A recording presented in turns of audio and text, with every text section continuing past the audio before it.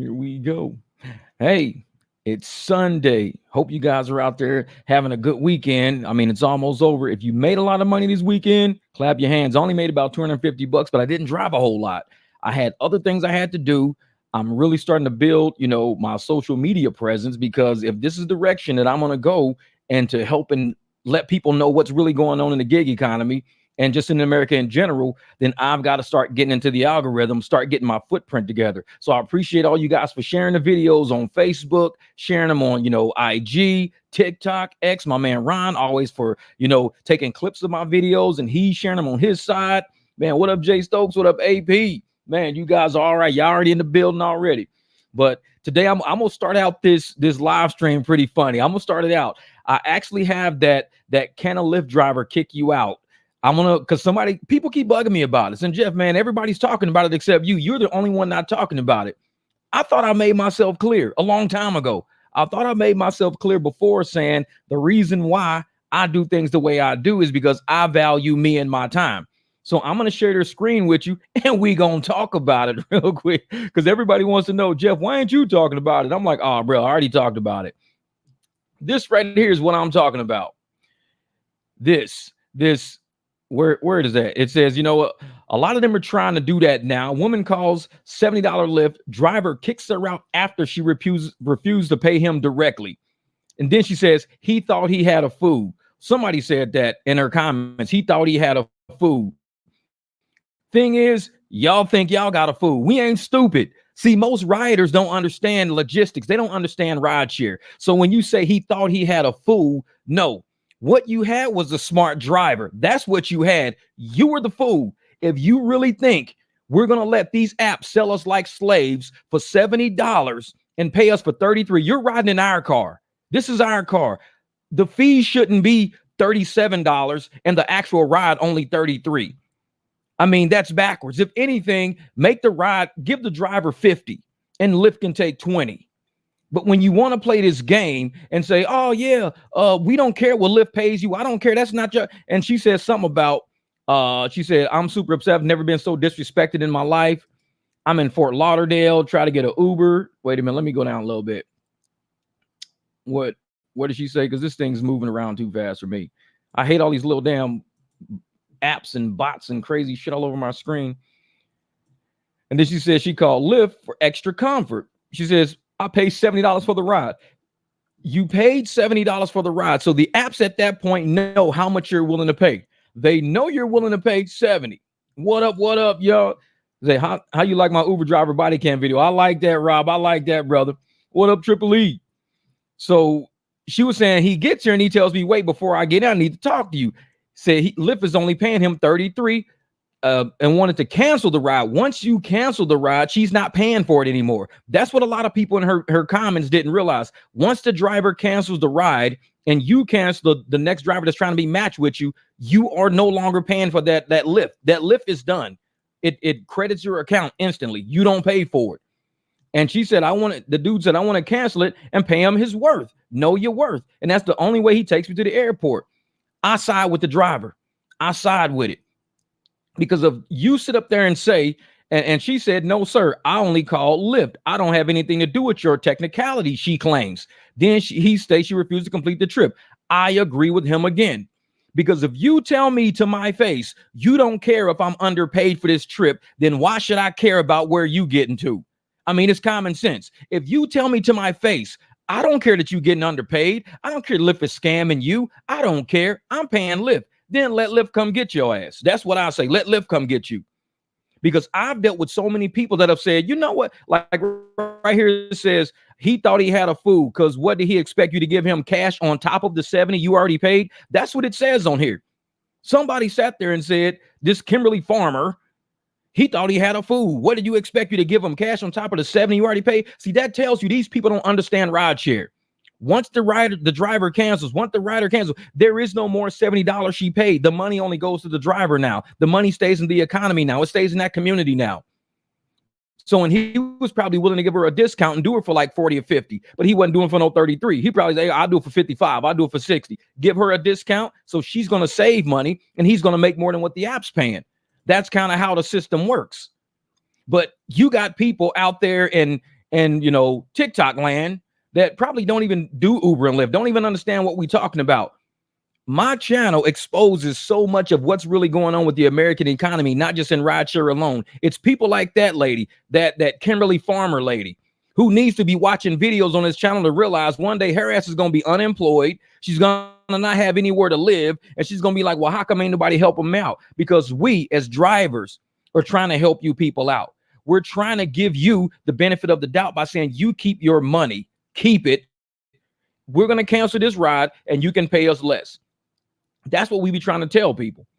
So to just sit up there right off the bat, and this is the lady right here. I guess she was on The Voice or something like that.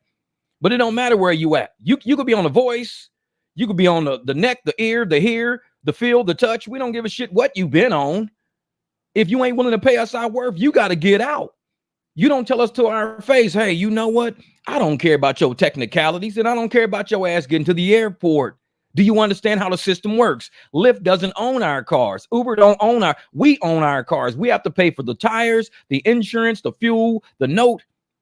And if Lyft says we're going to pay you guys fair to contract with us, and they're not paying us fair to contract with us, we're going to talk directly to the rider and say, hey, listen, they're not paying us fair through this contract.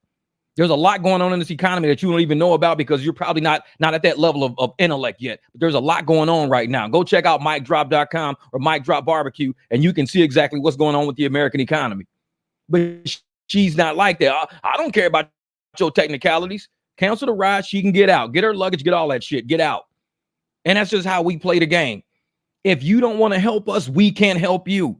We're not going to go broke. We're not going to go broke doing these rides for these tech companies, these big tech companies, as they're slowly etching away at our money. We're not doing that. That era has passed. That ship has sailed. So if there's a lot of people out there that only use rideshare sporadically and don't get it, drivers haven't approached us yet. That's why you see on this ad, it says something like, a lot of them are doing that now. Where did it go? Right here. And somebody was like, hey, man, a lot of them are doing that now. You're right. A lot of us are doing that now because we know what our worth is. We know what these companies are doing. And then she says, Lyft, I will never use you again. She needs to get a private driver. If she wants to be picked up for a fair price and the driver's going to be happy, she's going to be happy. Everything's going to be happy. But she's saying, y'all, I'm super upset. I've never been so disrespected in my life. Then get you a private driver. That way you don't got to feel upset. That's why you don't got to feel disrespected. But when you call these apps who are disrespecting the drivers by paying us these cheap ass low fares and taking all the money, this is what you're going to run into a lot. You're going to run into drivers saying, listen, I can't do this ride for $69, taking you over 100 miles when you just paid $220 for this ride. I can't do it. Not for $69. We can do a deal. I'll do it for $150, $200, save you some money. I can make some more money.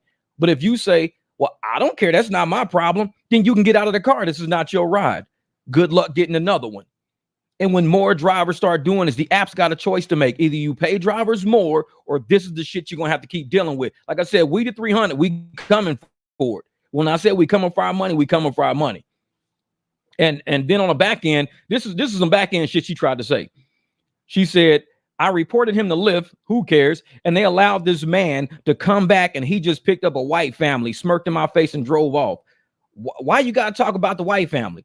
Like what's throwing the white family in there got to do with it? It's like she trying to make this a racial issue. He just can't pick up a white family. What if he came and picked up a Caribbean family? He just came and picked up a Caribbean family. He just came and picked up a Russian family. He just came and picked up a Serbian family. Does it make a difference what kind of he ain't picking you up? So what fucking difference does it make? He gave you the deal first. Don't try to turn into some racial shit now. Too late for that. He tried to give you the deal first. You didn't want the deal. He didn't say, okay, well, I'm going to pick up some white folks. No, he said, I'm going to go pick up somebody who's going to give me that deal. Just so happened to be some white people. So therefore, don't try to turn this shit into nothing racist. And this is why I tell Lyft, watch people like this. This is a famous lady or whatever the fuck she is. But you got to watch people like this because they will try to throw shit into a mix. Oh, yeah, he was probably drunk. He was probably on drugs. He was probably this. These are the type of riders we don't want on the platform. I don't give a fuck if she's famous or not. We don't want people like her on the platform. Because she's trying to shame this man for going out and trying to get his worth, trying to give her a deal to get the worth. He's trying to help her. He's saying, hey, lady, help me and I'm willing to help you. And she said, fuck you. I'm on Lyft. I ain't worried about you. And next thing you know, he picked up a white family. And she, oh yeah, he picked up a white family. Oh, now you want to act like it was a black thing. Now that's when you want to throw your black card out there real quick. It's like, yeah, and he came back and picked up a white family. They don't want to pick up black people, y'all. No, we don't want to pick up broke ass people that don't want to help us out. He was giving you a deal. He was like, hey, help me out. These apps is fucking everybody up. Look at any gig tubers channel out there. You're gonna see nobody's making money in gig work. And you want to wonder why? It's because of asylum seekers, or because of legal immigrants, what the corporation are doing to try to make money. That's what most of my videos recently have been talking about, explaining to people the situation while drivers are doing the things they're doing right now. It ain't got shit to do with what she's talking about. And that's why I'm like, nope, we're not playing that, man. We're not playing that. But yeah, I just wanted to show that real quick. I just wanted to keep that out there because, man, when I heard about it and everybody, I saw it and I saw other people talk about it and they had certain takes on it. My take is always going to be deeper, more introspective. I let everybody else say what they're going to say. You know what? I give other content creators a chance and you see how they, touch on things and everybody's like, yeah, but when I talk about something, trust me, I'm coming from the heart, no script, no bullshit. I would do the same thing if I was that driver. If you tell me to my face, I don't care how you pay for this car. I don't care how you pay for gas and your parts and everything. I gave Lyft that 70. You got to talk to Lyft about that. Okay, cancel. Well, let me go talk to Lyft about it. Cancel. Oh, you ain't taking me? No, I just told you what I'll take you for. I just told you I would take you, but not for no $33 because I'm not getting that part of the cut. I'm not doing the $33 cut. Lyft and Uber need to see that and realize we ain't playing these games. They may think, well, drivers are getting too high of a wages. And we think y'all getting too high of a cut, charges too high of a price. So we can undercut all of that and just cut y'all completely out of the equation because we got the car keys. Y'all don't got no car. All y'all have is a Find a Rider app, Find a Driver app. You ain't got no set of car keys. You don't own equipment. We own the equipment. So you want to worry about your shareholders? Knock yourself out. Knock yourself out. Yeah, man. And that's what it is. I inform my riders that Uber drivers are doing this. I tell them, what is that? I tell them you as a rider saves you money and the driver gets his or her 70%, which is fair. Yeah, it's fair. It's only fair. It's only fair. What up, Merle? And if nobody's willing to be fair, if their go-to is, I don't care what you get, and that ain't my problem, cancel that shit and kick them out of your car. Be done with them. You ain't got to deal with them. We are independent contractors. We're not employees of Uber and Lyft. We can kick people out of our car at will. At will. I could do a trip for 2 or 3 blocks. You irritate me. I could kick you out. This is my vehicle. I own it. My name is on the title. My name is on the insurance. It's on the registration. This is my car. I'm going to call Uber and Lyft. So shit, I'll give you the number. Motherfucker, if you don't have the hotline, I'll give you the hotline. Talk to them while you stand your ass over here at Circle K. Fuck up out of my car. That's how we operate. If you don't want to help us, it's cool. Don't help us. Cool. Don't help us. But don't come to us for help. Our community is one of the most backwards ass communities I know of. We don't like police. Quick to dial fucking 911. The fuck you dial the 911 for? For the police? But you just said you don't like the police. Backward shit. People think so fucking backwards. And then she got nerve to try to throw the race card out there. That shit, that's the part that fucked me up. And that's why I tell Lyft and Uber, y'all got to watch the intent of people out there trying to get discount rides, free rides, trying to create false fucking narratives. Oh yeah, some drunk driver just picked me up when he really wasn't a drunk driver, but they'll say that shit to get a free ride or a discount. Some racist just dropped me off and picked up a white family. He races against black people. They throw false narratives out there to get free rides and shit. These are the type of people that don't belong on apps like this. We're contractors trying to make a living, putting our life on the line out there. Damn, they're going to get into car accidents, carjack, stab. Anything can happen to us. Anything. There is no guarantee that we're going to make it home with 0 issues happening every day. There is no guarantee. So while we're out there, we're going to make some money. We're going to try to get some money. And if you say, I don't care how much it's not my, you can get the fuck out. It's that easy. Get you another ride. If you late for your flight, ain't my problem. Dude gave you a deal. He said, hey, man, I'm going to help you out. But this is what we going to do. Because you willing to pay this much. And you know I'm not getting shit out of the deal. So you willing to pay all these fees and all these taxes and all these shits on top, knowing I ain't getting nothing. And you look me square in my face and you grab my door handle and climb your dusty ass in my car. You got to get your ass up out of my car because you just told me right now you don't care about me. So I have no care for you. That shit goes both ways. We're not employees. We're contractors. And that's why riders out there need to find you a driver. Find you a driver because you were running to people like this guy a whole lot. because drivers are waking up knowing we ain't been. If you look at any of my recent videos over the past month, I've really been digging. And I know a lot of people, oh, I don't talk politics. I don't discuss politics. Those people can get off my page. I don't even deal with them. They're idiots. Politics is running everything right now. If you don't know politics and you don't know the back end of what's going on, you shouldn't. You say, I don't know why I'm not getting any money. I don't know why the fares are so low. Asylum seekers, illegals. The government is telling you right to your face. Politicians are telling you. Even corporate executives are telling you right to your face. And I don't talk politics. I just get in my car and turn the key and I just start driving. That's what I do. Idiots. So we don't bring them into the class. We don't bring them. Leave idiots outside playing recess. Give them a fucking ball and a set of jacks. Be like, hey, go play jacks. We got to go talk business inside. Okay. Yeah, wait for a ping. It's like, shit. We on a different level. We on a different level. So I don't really talk to idiots that much. I really don't. And I got another couple of videos that I want to break down because, like I said, I watch things and I give my own take on them. So another couple of videos that I've watched and I really want to break it down. And once I break it down, people can really see how it applies to rideshare. It really does. Trump Vans 24. And if we can get it to break, if we can break it down and show people how we, as a collection of intelligent people who have families to take care of, we just so happen to drive and do a business for a living. This is our business. If everybody just stopped driving one day and everybody stopped flying airplanes one day and everybody stopped driving buses, and logistics would just dry up instantly. But people look at it like, well, you're just driving. No, I'm doing logistics. I got to get your ass home safely. Just driving, I can just go around my block a whole lot. Just keep going on. Sorry, but I got to go out of my neighborhood and I got to go through different phases of traffic, through other people who can't drive, who think it's just driving. People wrecking cars. Yesterday, I'm coming south on 143. I've been living here. I've been in this house since 2019. I'm coming down south 143.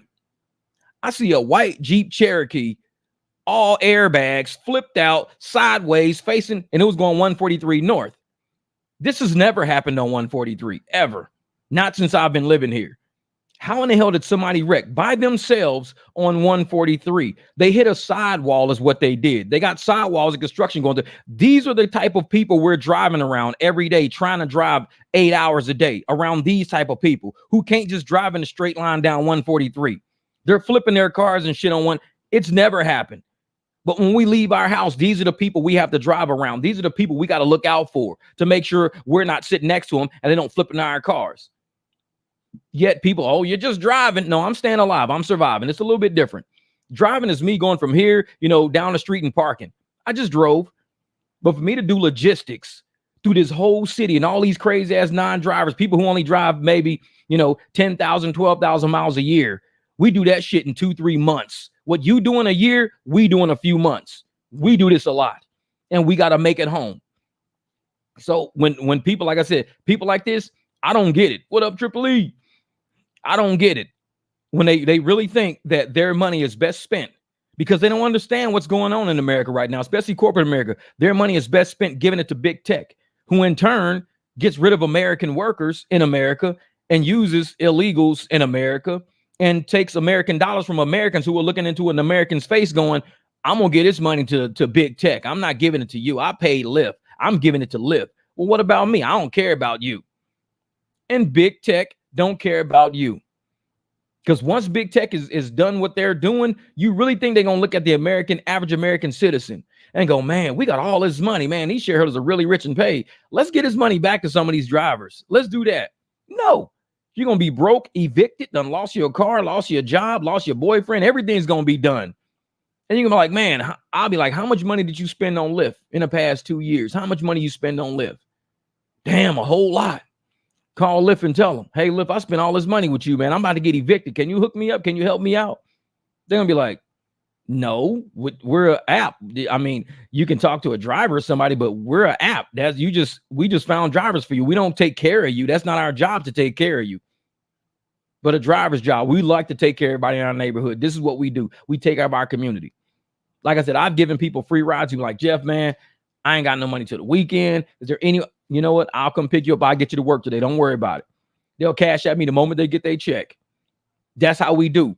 Lyft won't do you like that. You can't hit Lyft up.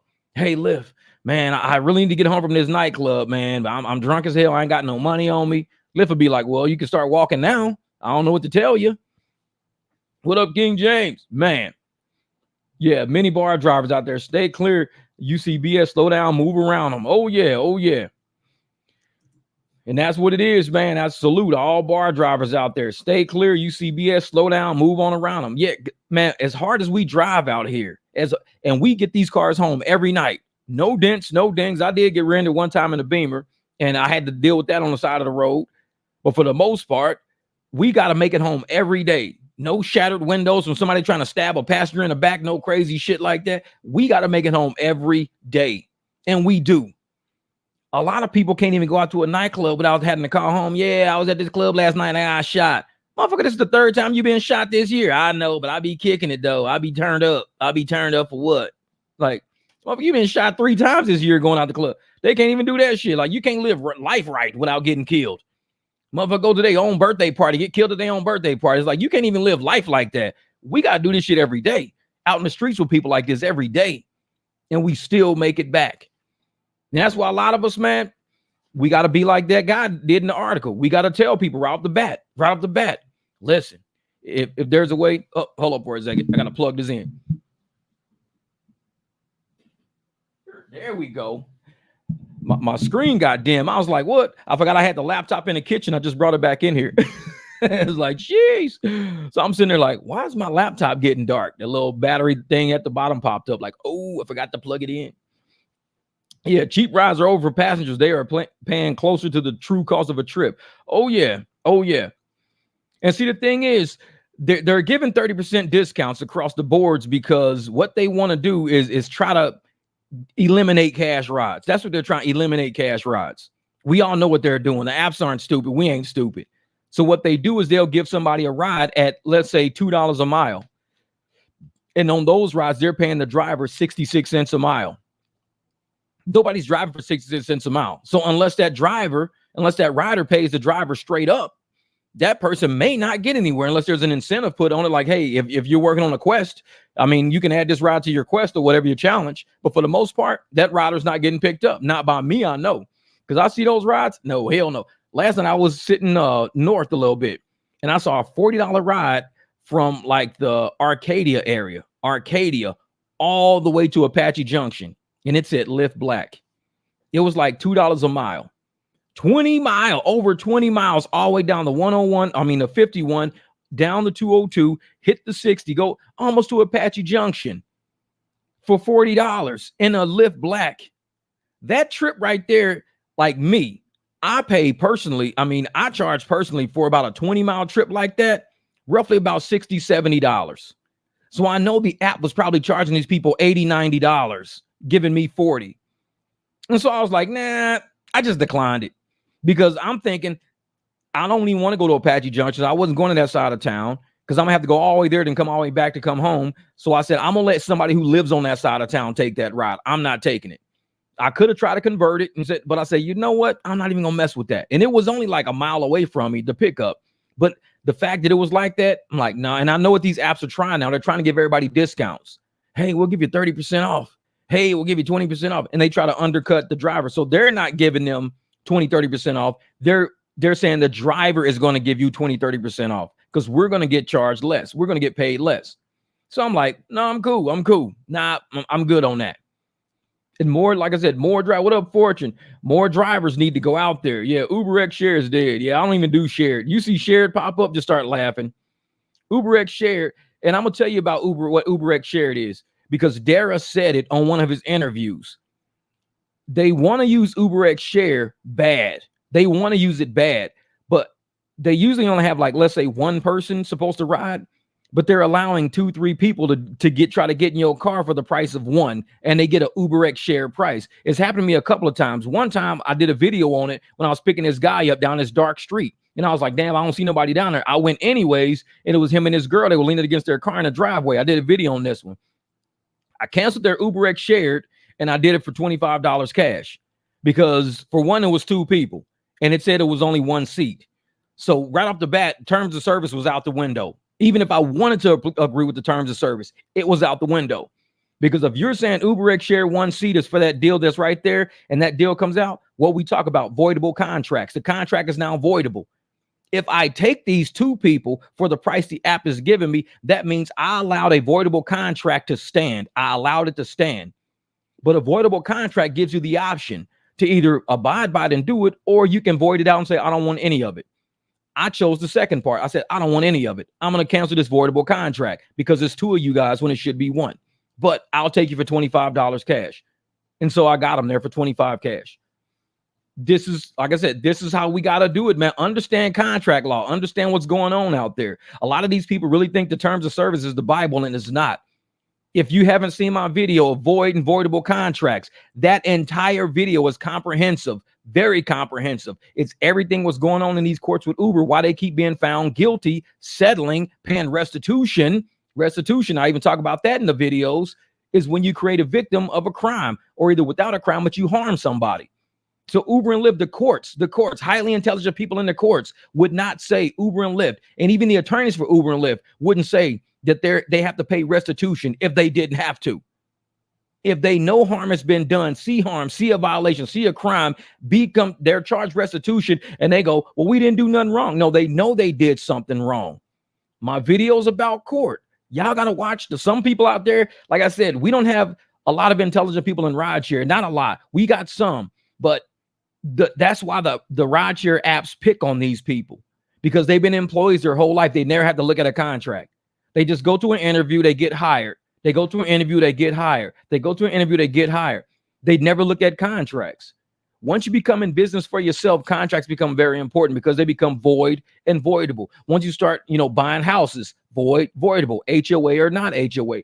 A lot of things you start going through when you start reading contracts and paying attention to what's going on.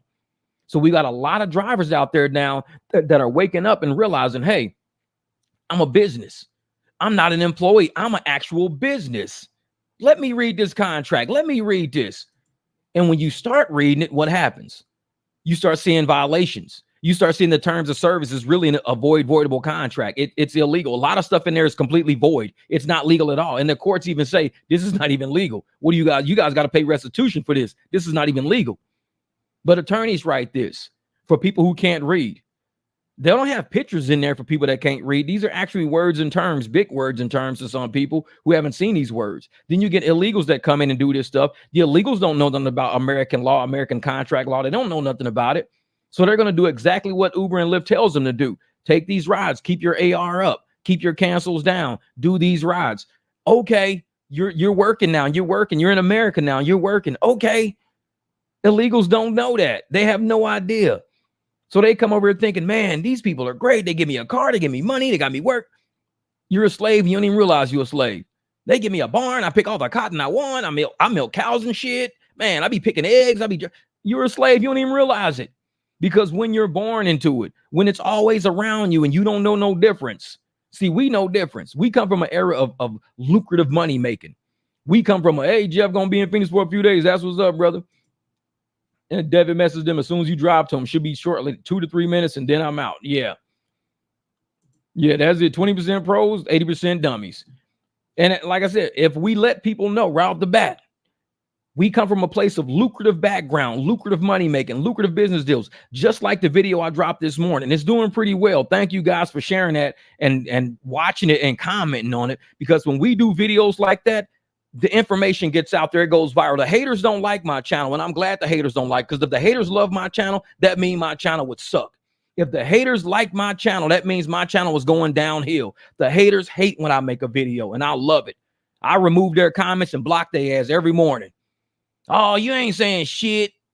Remove comment, hide user from channel every time, because they ain't got to say nothing. A hater ain't got to say shit. A hater could just look at the video, not like it, and keep it moving. But the fact that they really think they little remark gonna do some shit, your remark only tells me you're in the wrong room. That's all it, and you're not intelligent enough to realize you're in the wrong room. So I'm gonna help you out.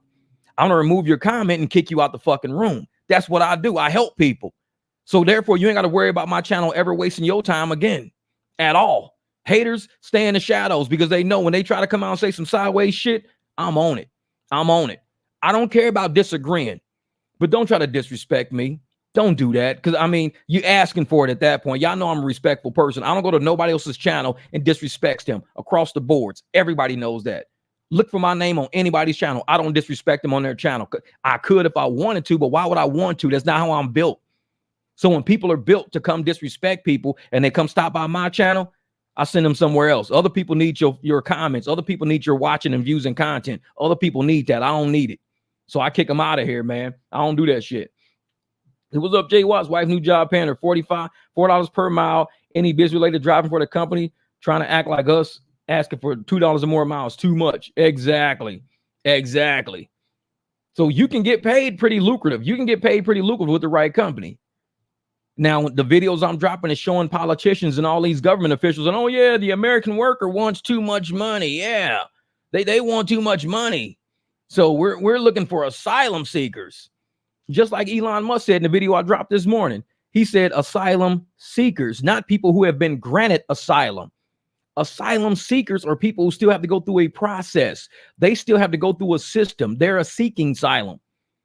So when I sit there and I see this, I'm like, these are all illegal people. They're all illegal immigrants, illegally in our country, under the loophole that the Harris-Biden administration said, hey, you know what? Just say you're asylum seekers and you can come in. Just say, hey, just jump the wall and say, I'm here seeking asylum. I'm seeking asylum. And once you do that, you're in the country now. Elon Musk ain't falling for that shit because he's like, wait a minute. You told me at first that I could go to jail and be fined for hiring illegal people in my company. You told me that. And I said, okay, I won't hire illegal people. And now you're telling me I could go to jail if I don't hire illegal people like asylum seekers. Not people who have been granted asylum, but asylum seekers. So the government is giving corporations mixed messages because the government itself is mixed up. The government itself is confused. Oh, you're a border czar. I never said I was the border czar. Wait a minute. Everybody, even the Democratic networks out there, seeing it, people been calling this lady the border czar for the last 4 years. Now, all of a sudden, she's not the border czar. I mean, the same people who were saying on video, yes, Kamala Harris, our new border czar. Kamala Harris, our new border czar. Like on video. Same people in 2024. I never called her the border czar. What do you mean? Bruh, we got like technology now. We can just pull up when you said it. I never said it. Hey, look at this. That's you saying, hey, Kamala, our new border czar, our border czar. What about that video? Oh, I don't recall making that video. You ain't got to recall it because I'm showing you, motherfucker. This is you. On that day when you was at work on camera. You ain't got to recall it. Well, I don't recall it. It's not about you recalling. That's like if I get in my car and you videotape me getting in my car, I get in my car, then I get out and you say, hey, Jeff, did you just get in the car? I don't recall it. I don't recall. Well, don't worry. You ain't got to recall it, Jeff. I actually got you on video. Look at the screen. See that? As you getting in, as you climb back out. This is like 10 minutes ago. I don't recall it. I don't recall it. This is how idiotic these people fucking sound. Every time you ask them, so I don't recall that. I don't know what you're talking about. I don't recall it. You ain't got to recall it. We got it on video. So not your brain is probably lame as hell. So I'm going to show you what you don't recall. This right here. This is you at work that day on camera. I don't recall it. It's like, that's why I can't even listen to these people, man. I don't like idiots. And a lot of the people who are in our media, our mainstream media, they think we're stupid. Like we could be gaslit to the point that we can't look at a video and see people saying something and turn around and say, oh, if they don't recall it, that means they didn't say it, huh? Yeah, Jeff, she got you. She don't recall it, so she didn't say it. That it don't work like that. It don't work like that. What's said is said. Whether or not you recall it or not is your lack of fucking long-term, short-term memory. They ain't got nothing to do with reality. And they're trying to, it's Orwellian. And when you say something is Orwellian, it's kind of like they're gaslighting you. They're telling you things that it's kind of like that book 1984. They're doing things over control, power, but they're telling you they're not doing it. It's like somebody holding you down on the ground and you say, let me up. And they go, I'm not holding you down. What do you mean let you up? I'm like, dude, you're actually holding me down like with both hands right now. No, I'm not. Those are not my hands. Those are God's hands. It's like weird shit. And I'm sitting there like, why are people, intelligent people who probably went to college before, HBCUs and shit before, not smart enough to see the games, the stupidity? So when I'm making these videos over the past few weeks, I've been making these videos. I've been making sure it's just not my opinion. I've already said all this shit before. I'm even grabbing videos I made last year. I'm grabbing videos I made last year, matching them up with the shit people are saying right now. People like Elon Musk saying it right now. And this is me saying it last year. Elon saying it now. And I'm like, I'm not that intelligent. Elon is pretty smart. I'm just using common sense. So if my common sense Is Elon just having a basic conversation? I mean, you got to think about it for a while. Some people are just not that intelligent. They're not even seeing it adding up. And he's like, I'm being, charged with crimes either left or right, no matter which way I go. If I hire them, I'm committing a crime. If I don't hire them, I'm committing a crime. What is the deal? And the government just says, I don't know. Try and see what we do. Just try it and see what we do. We'll figure it out when you do it. We'll see what happens. And they do it. And what do I tell everybody in so many videos I do? I say, these people always got dirt on somebody. That's why nobody ever does anything. Everybody's got dirt on somebody. So they want you to violate a law, want you to violate a crime, because that means they got dirt on you. I say it all the time. People are like, well, how come this company don't do this? Well, them politicians got dirt on those politicians. And those corporate people got dirt on these corporate people. That's why they signing NDAs left and right. Everybody's got dirt on everybody. I say it all the time. And I'm like, common sense, man, common sense. There's 66 watching, 20 likes. What's up, haters? Get to it. But I'm going to tell you, dog, and I'm glad the haters are watching, because most of the haters are probably employees of the apps, and they can't really say shit. They got NDAs. They got accounts that we can always track. We can find out who these people are. They're app employees that can't say. So they're supposed to watch. They're trained to watch. They have to sit up and see us and go, man, these guys have really figured the game out, man. How are we going to get over on them? They done figured the game out. We charge people $70, $80 for the ride to use their damn car, giving them $30. And they turning around saying, hey, man, instead of me getting $30, how about I do it for $60? So you can save yourself, $20, $30, and I can make $20, $30. How about that? It's fair enough. Last night, I was doing rides last night. Picked these people up, drove them from, it was a real short ride, so we didn't get a lot of time to talk, but I found out the dude travels back and forth to Vegas a lot. So Dalton, you're going to be getting a phone call. Travels back and forth to Vegas a lot. He does everything on Amex. Everything's Amex. His company pays for it all. He's a liquor distributor. He works with the company that stocks the liquor in all the casinos and everything. He travels back and forth. He's a sales agent. That's what he does. All Vegas, Scottsdale, Vegas, and he just moved out here. So he's got my car last night. He was like, oh, man, I've been looking for a driver. He says, nobody ever gives me a car. I always wonder, how are these people getting private drivers? Like, is there a place we got to call? I said, no, drivers give cards. He was like, nobody's ever given me a car. And his wife was in the back like, thank you so much, because we're always doing stuff. And we're always like, man, if we just had a driver, because they never know what they're going to get when they use the apps. And I'm going to tell you what happened last night.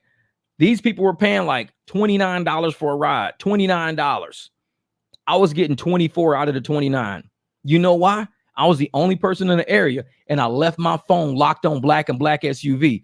All 4 of my rides last night were black. All 4 of my rides last night were very low paying rides low charging rides. So even though I would see on my screen 24 or 30, the person was only paying like $8 more than that, because I left my phone. They had no Lyft drivers in the area. Nobody was taking a shit on the lower tiers. So Lyft was pushing them up to black. I had 0 black SUVs, no black SUVs at all. Every ride that came through was a low paying black. Every single ride. I know how the game works. They don't want somebody to end up, getting on a different app or getting a base ride, and the base ride ends up charging them, saying, hey, you know what? Since I'm only getting $14, how about you just give me 20? And then the app gets nothing. So what did the app say? Well, just pay Jeff 24. Well, damn, the people only paying 28 for the ride, and he's locked on black. Well, he's the only one in the area. He's locked on black. We ain't gonna get nothing, because if I would have put it on all, I guarantee they would have had me as a basic Lyft car. That's why I say do not leave your shift on all at all, period. So I'm one of those people that leave my shit locked on black. That's it. Yeah. It's like I'm cash converting rides as I'm looking at UPJ $30, 2 miles, 2.5 max. Pull up in an Escalade SUV, and bro, they're like, heck, that's a deal. Exactly.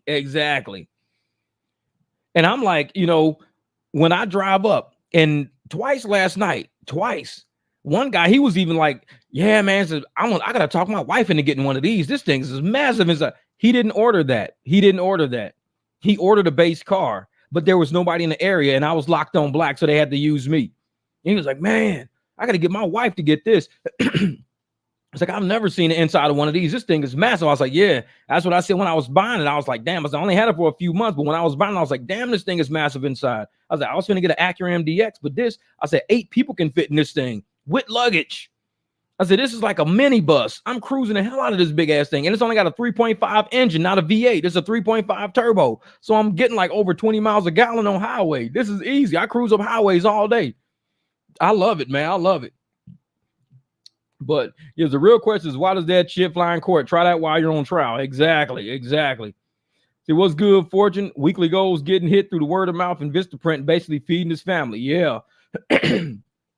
And that's how we do it, man. If you let riders know what you're doing. Say, hey, I'm out here trying to make a living and I'm trying to make sure you're not getting gouged. It works perfectly at airports. So y'all should check Jeff websites. They even have 2X shirts. Yeah, exactly. And I tell people, man, if when we're leaving concerts and stuff like that, shit, nobody out there should be paying these prices on the apps if we're doing rides from a concert, because every driver's giving deals. And when I leave a concert, if the deal's not good enough, if it's not like $7, $8 a mile for short trips, I'm not doing, because I'll take somebody across the street for $13, $14. My man Benny was doing it for $50. I'll do it for $12, $13. I'll take you across the street. But when they were starting to do $1 a mile rides from the concert, $1 a mile, they had me going from Westgate all the way to Tempe for like $20 from the concert. They been charging these people $80, trying to give me 20. I told them 60 cash. They was like, all right, bet. Cash at me right on the spot. This is how we do business. And for that girl, like I said, that girl that's supposed to be on The Voice or whatever the hell, for her to sit up there and try to call this man out for doing it the right way, calling him out for doing it the right way. If you don't like the fact that somebody wants to take it off app, just don't deal with it. So, you know what? I'd rather just leave it on Lyft. It's cool if you just let me find another driver. That's it. That's all you got to do. I just want to leave it on Lyft. I'm going to find me another driver. Cool. Cancel it and move on. But to sit up there and tell us, man, I don't care what you get. That's not my problem. Now you're talking my language now. That's the kind of shit I like to hear, because I love kicking motherfuckers out. I like that kind. Tell me, I don't care what you get. Okay, and I'm supposed to care about you catching this flight, right? I'm really supposed to care about, after you told me you don't care whether or not I eat, whether or not I get gas, whether or not I can fix this vehicle you've been a drive in. You tell me you don't care about that, and I'm supposed to care about you being late for your flight. Doubt it. Get out. Cancel. And hope another driver show up. Because if they say, man, I'm not taking no $30 for no long ass drive, the apps have to pay more. If the apps aren't paying us more out of that money, saying, hey, she just paid 70. You know what? Give Jeff 55 out of that 70. We'll just have to take 15. We tried to get somebody, for 33. Ain't nobody taking a 33. Give the Jeff for 55. Fuck it. We'll just have to eat it, man. The apps got to do that, but it's going to take drivers to not be pigeons to say, hey, we're going to quit taking all these low paying ass fares. Or when you cruise up, offer a deal. If they don't take the deal, say, you know what, good luck getting a ride. Just cancel and move on. Go about your business. Don't even argue with them people. Because you know what they're going to get on the internet and try to become viral. And I think she looks stupid. That's my opinion, though. I mean, you're sitting there, somebody giving you a sweet deal, you don't get the deal. You're pissed off because he don't want to take you anyways after you told him, no, that I don't want that deal. I just want to leave it on Lyft. And he drove off.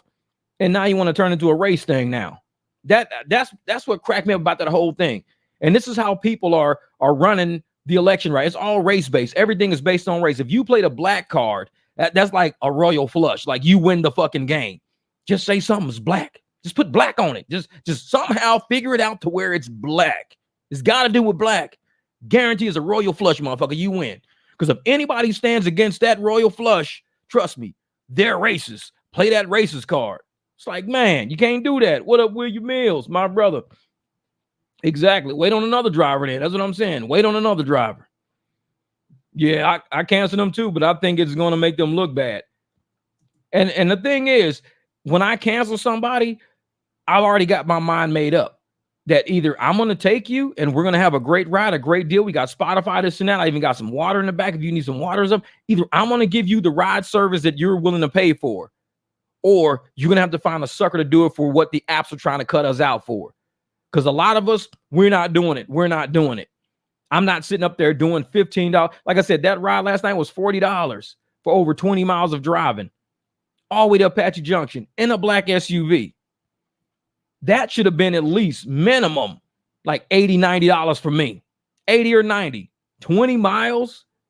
I could do $80, $90, 20 miles in that easily. Because for 40, I could do like a 5-6 mile trip to make, $20, $25. So I can go 12 miles to make 50. I go 12 miles to make $50 in black SUV. 12 miles, $50. But you telling me to go 20 miles for 40 in a black SUV. See, Lyft don't realize a lot of drivers are smart enough. We've been doing this long enough that we've worked the numbers out. We know exactly what we should be getting. They're looking for an idiot that says, oh man, $40. I'm tired of seeing these $7 rides, $8 rides. $40 is a good number. But now look at how many miles you're going, where you're going. You're going way out. What's up, Madruga? Yeah, they're going way out. You send somebody to Apache Junction, that's away from everything and everybody. Now they got to get a ride back this way because most likely they're going to get me out that way. And guess what they're going to do? Send me to Queen Creek, send me to Santan, try to send me out to Florence. Everybody knows what these places are. These places are far, far. What's up, AJ? What's good? We at 300. And like I said, I've been on the apps for a long time. I know the game. They're trying to get cars in certain areas where cars won't go because there's not a lot of rides and a lot of people don't like sitting in parking lots all night. So once you get to AJ, way out to Apache Junction, you're not going anywhere. You're going to either go down to Queen Creek, end up in Santan. You're going to end up way out there somewhere. And then you got to come all the way back to where you live. And remember, the whole time you're doing this, you are not making but maybe 30 to 50% of the ride. That's all you're making. And it's not a lot. Because we already said they're giving people 20, 30% discounts across the boards on rides. So your best option is cash rides. That's it. If somebody's willing to do a cash ride for me, I'll do it. But if not, hey, you got to get out. I'm sorry, you got to go. I hope you find a driver. That's just is how it's cut. This is how it's cut. The big tech has made it like that. The apps have made it like that. Exactly. You got to take into account the route all the way back. So you get somebody that gets way out there, total amount of money they made is $100. But now they got to come all the way back now. That's like, man, that's crazy. And this is the thing. I mean, I was on Lyft for, I have my app turned on. Sometimes I just leave my app running. I'm going to show you guys like how many hours. Okay, 1 day and 5 minutes is what I had my app turned on for. So 29 hours, let's say 30 hours. So 1 day and 5 minutes, 29 hours I've had my app on. Only on black and black SUV, 29 hours, $161 in 29 hours, 30 hours, $161. That's it. Somebody tipped me for $6.50, tipped me $6.50. My actual time, 1 hour and 42 minutes. So about 2 hours of driving for $161, 2 hours at 41 miles. I went 41 miles total. 41 miles total for $161.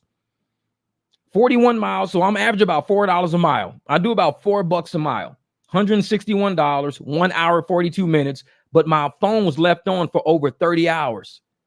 One day I woke up. It was about 8 o'clock in the morning. I heard a ride going off.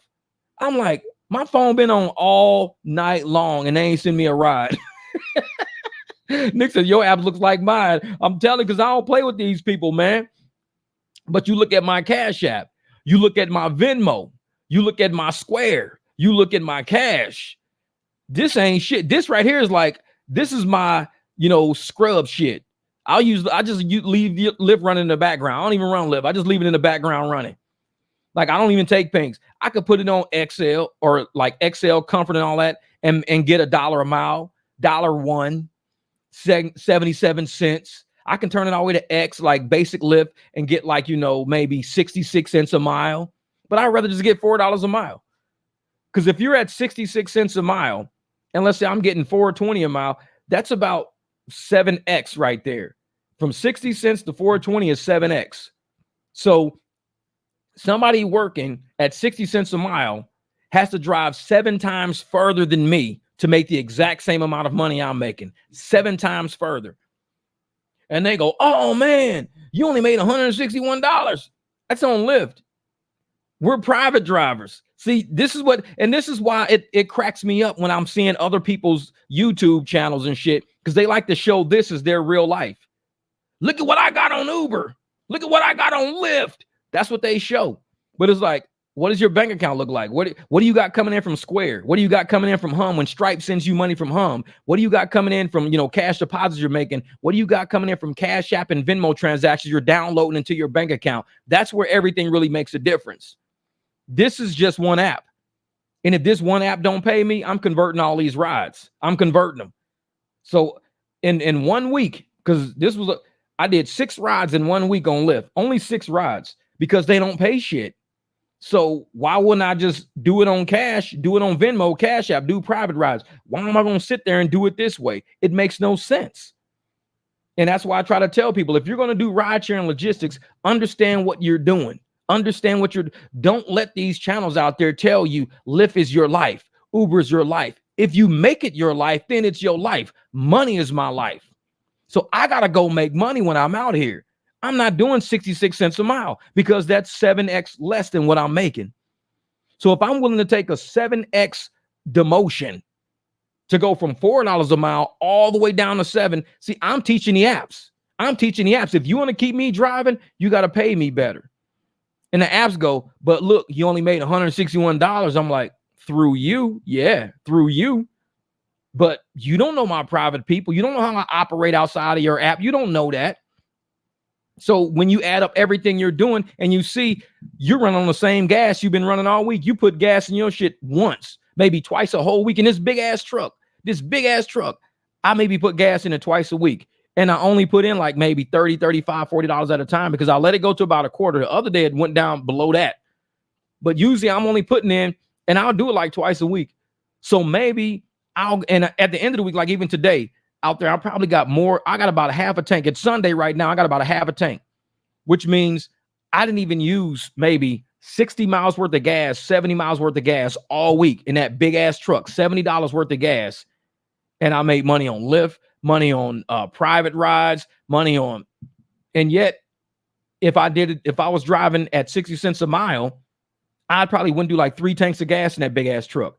I ain't even went through but maybe a little more than a half a tank, not 3 tanks, a little less than a half a tank. So you got to understand, man, don't be beating your cars up out here for pennies on a dollar, running through fuel and running through gas. I mean, if we going to do this shit the smart way, let's do it the smart way. And I appreciate that guy, down in Florida telling that lady, no, I appreciate that. And that's real coming from my heart. If he ever hears this video and sees that story and goes, man, that was me, dog. Hey, I appreciate you standing up for what you worth, standing up for yourself. That's some 300 level shit. Stand up for what you don't tuck your tail.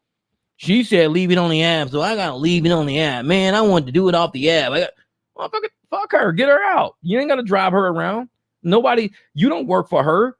You don't work for her until she becomes your client. You don't work for her. She's like a random person at the bus stop at this point. You don't work for her.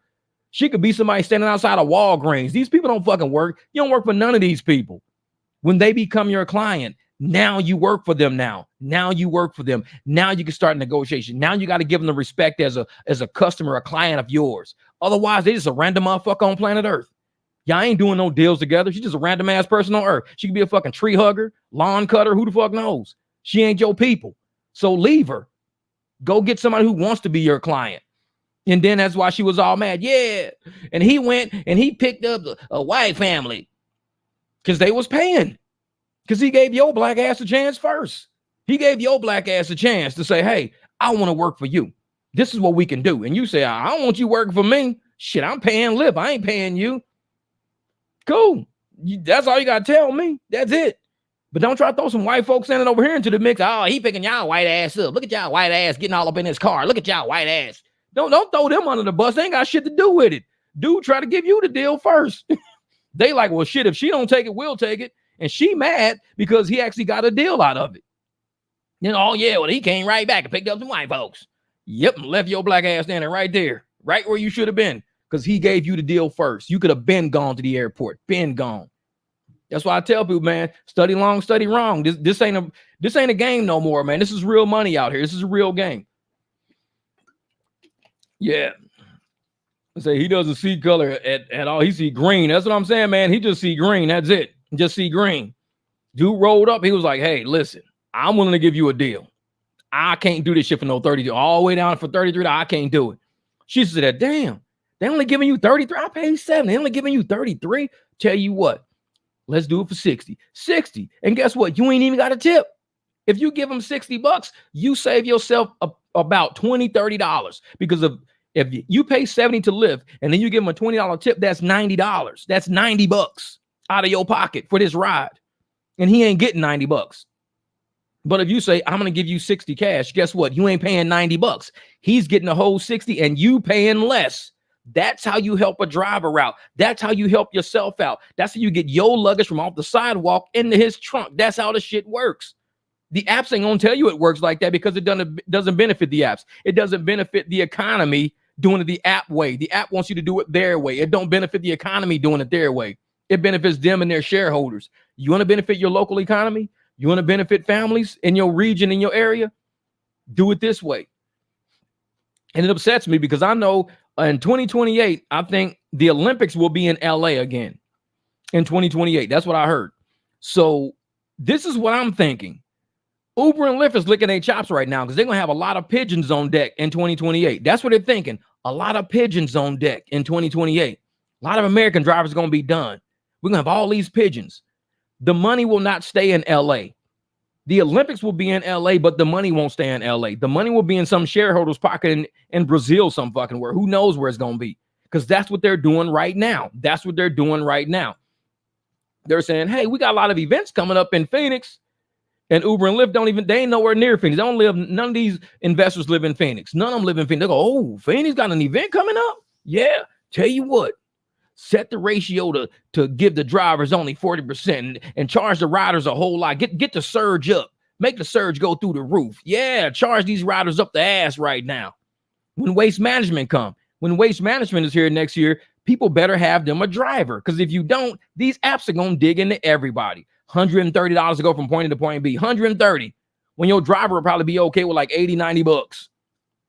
And you paying an extra $50, $60, and it's just think if you pay $130 and tipped another $30, that's $160. You're gonna be losing $100 a ride, minus $100 every ride you do, in the hole that you don't have to pay every ride you do because you don't have a private driver. These apps is licking their lips every time they go, oh man, a concert. Ooh, yeah, we finna eat these riders up. Yeah. What about the drivers? Oh, we don't care about them. We got asylum seekers out there. Asylum seekers, they don't know how much this shit is worth. They just happy to get, $20. Charge these motherfuckers $75. Get that asylum seeker $20. He's happy with it. What about the American driver? We ain't worried about these American drivers, which is why American drivers is like, you know what? I'm converting this shit. Hey, how much you pay for this? 85. Tell you what, I'll do it for 65. Yeah, because they only giving me 30 even. They giving you $30 out of 85? Yep, that's it. 30 out of 85. Here, you just have the whole 85 because it be irritating the shit out of riders when they find out how much they paying and how much the driver's getting. It irritates some of them to the point where they get so mad they pay you way more than what they even paid the app. They be that mad. They be like, wait a minute. You telling me you only getting like $60 for this long ass ride? Yeah. Man, they just charged me $111. They giving you $60. Yeah. Dude, here's $100. Actually, here's $125. Like, damn, cool. Thank you. Appreciate it. Man. That's it. The disrespect from the apps to the driver is passed on to the rider. That's the equation of the reaction. Simple. Yep. And that's what it is. If you disrespect that driver, you're telling that driver, oh, you don't matter. I ain't worried about what you make. I ain't this and that. Guess what's going to happen? That driver's going to have that same energy, and him and that rider they ain't going to have nothing gelling together. A rider-driver relationship is the most important relationship in rideshare because the app don't care. The app's going to give you a little yellow star on your phone. That yellow star don't do shit for you. They're going to put a trophy next to your name. That trophy next to your name don't mean shit. It's all digital shit. It's you living in the digital world when you look at that. So, hey, Johnny Cap, what's up, Johnny Cap? Thank you, brother. I appreciate the super chat. Knowledge and facts and miles. Oh, yeah. Oh, yeah. And I'm like, man, the new movie title, Pigeons Live and Die in LA. Exactly. That's funny shit. Pigeons Live and Die in LA. And so if the rider and driver don't mesh too well, rideshare's not going to work out because nobody cares about a trophy next to their name. It's digital. And nobody cares about a star next to their name. It's digital. The actual reality is the money. That's the real reality. The money, the energy between us. That's the money. All this shit on the screen. Hey, this is my third ride that I paid for. I got a dancing bunny on my screen. Look, that's a Lyft dancing bunny. Do you got a Lyft dancing bunny? I don't have a Lyft dancing bunny. You better do more rides because you want a Lyft dancing bunny on your screen whenever you get a driver. Look, driver gonna be real quick. I got a Lyft dancing bunny. Oh, I got a turtle. Oh, you don't do enough rides. Your driver gonna be slow to get here, man. You got a turtle. You gotta do more rides. Yeah, get you a dancing bunny on the screen. It's stupid. It's kid shit. They're treating people with all this money like children. Dancing bunnies and turtles and stars and trophies and shit on your phone like it's a video game. And we got people out here dying, getting stabbed and shit, windows kicked out and everything. It's like it's real out here in the field. So what do? We gonna cash ride this. I love pulling up to my client's house. Love it. When they say, hey, you know what? Make sure on, this day you're here about 6:30, 7:30. I'll pull up bottled waters, cold bottled waters already in each cup holder. I got drink packet mixes because some people don't like straight water. So I give them all pink lemonade or lemonade mix packets, whatever you want to do with it. And it's like, that's how ride service should work. It should work where you're happy to be showing up. You shouldn't drive up pissed off at the fact you only getting 33 for fucking 35 miles. And damn well, this person paying at 35 miles, they're paying about $3, $4 a mile. So they're probably paying about $85, $90 for this ride. And you doing it for $33. You like, man, I'm getting $33. They probably pay like $85 for this. Man, this is crazy, man. Crazy. You do the ride anyways.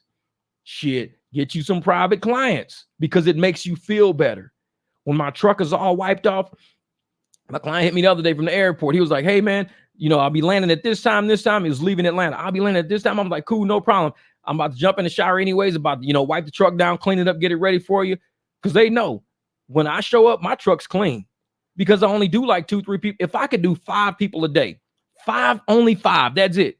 From the time I wake up to the time I go to sleep, 5 people a day. I can go to Walmart. I can come home. I can fuck with y'all on the internet. I can do my video edits and this. And in between, I'm doing my rides. Because I'll leave and I'll go do a ride and I'll come back and I'll do some more stuff. I'll leave, do it. If I could do that 5 times a day at $60, that's a $300 day. And it don't even feel like I worked. It don't even feel like I did shit. It felt like I just left the house and came back.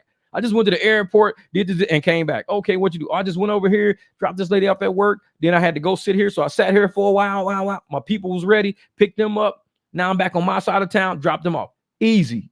I'm in the truck editing videos in the truck while I'm waiting and shit. I'm sitting there like, all right, cool. Let me edit this video. Let me do this and do that. Or my alarm goes off. Oh shit. Okay. I got a ride coming up in 35 minutes. Bet. I got alarms all in my phone for that shit.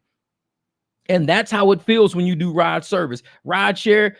You look at all these people telling you, look at all of them telling you, oh, we be driving too fast. I be speeding. I be running here, rushing there, trying to hurry up and make the surge, trying to make the quest, trying to get to this and get to that and to drop the food off to keep my stacked orders. These drivers out here going fucking nuts in the street, wrecking cars and shit. That's why they worried about commercial insurance all the time. I'm just sitting in the parking lot, editing the video, waiting till my client's ready.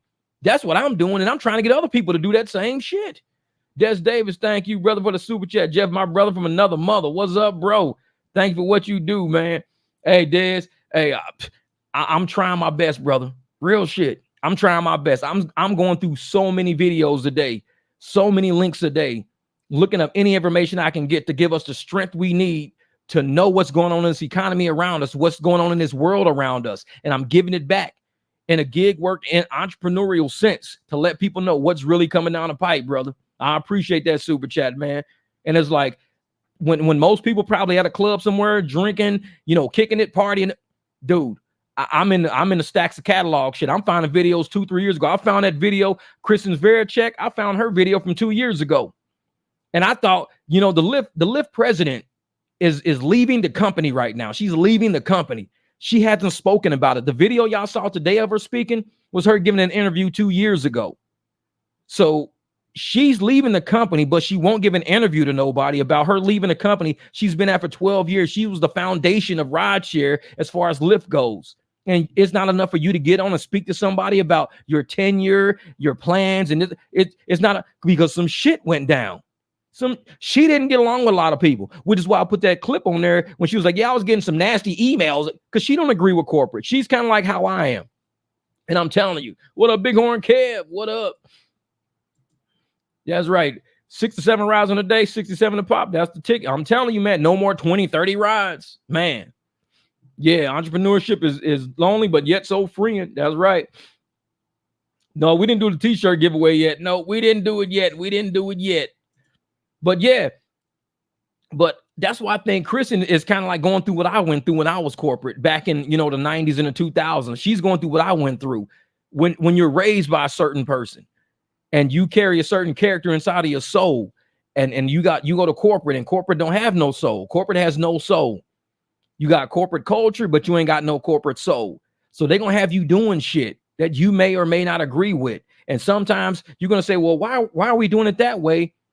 And people will snap back on you. I can't tell you how many times I've had to snap back and forth with people in corporate because I was raised a certain way, and you don't do people dirty like that and smile on your way. Because I tell people all the time, man, I'm at the basketball park. I'm at Walmarts and Targets and shit. I see all these people everywhere, and they knew me as a young black dude upstairs. They said, hey, man, that's a young black executive we got. So, and I was outside all the time. I wasn't an executive with $1 million mansion, just hold myself up while I'm at home. No, I was outside. You see me at Starbucks. You see me at the park playing basketball. But during the week, I'm wearing a suit every day. I'm wearing a suit. I'm walking around with the other executives. But I'm outside during the rest of the time. So I was running into people. Hey, man, yeah, man. So what's going on at the company, man? Why we ain't getting, why we getting laid off? Why certain departments getting cut?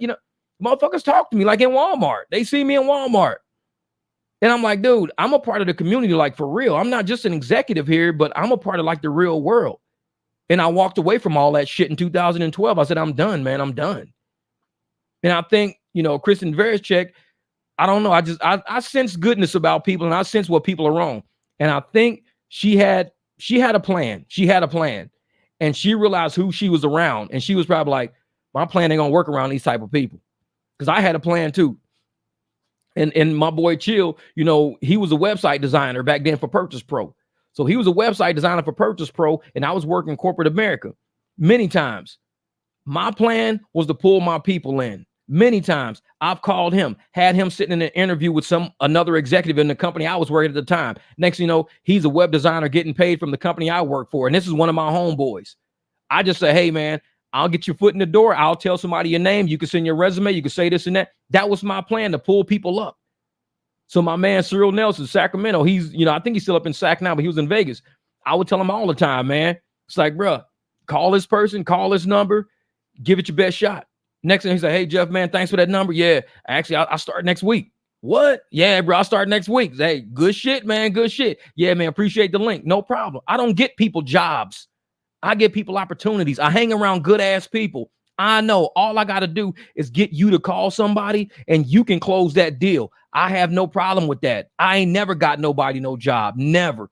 But I've given a lot of people a name and a phone number, and they've gotten a job themselves because I hang around good people. I don't need to give you no job. I ain't got to give you no fucking, yeah, man, make sure you hire this guy. Well, he's horrible at it, but please, man, he's my buddy. Please just give him the job. No.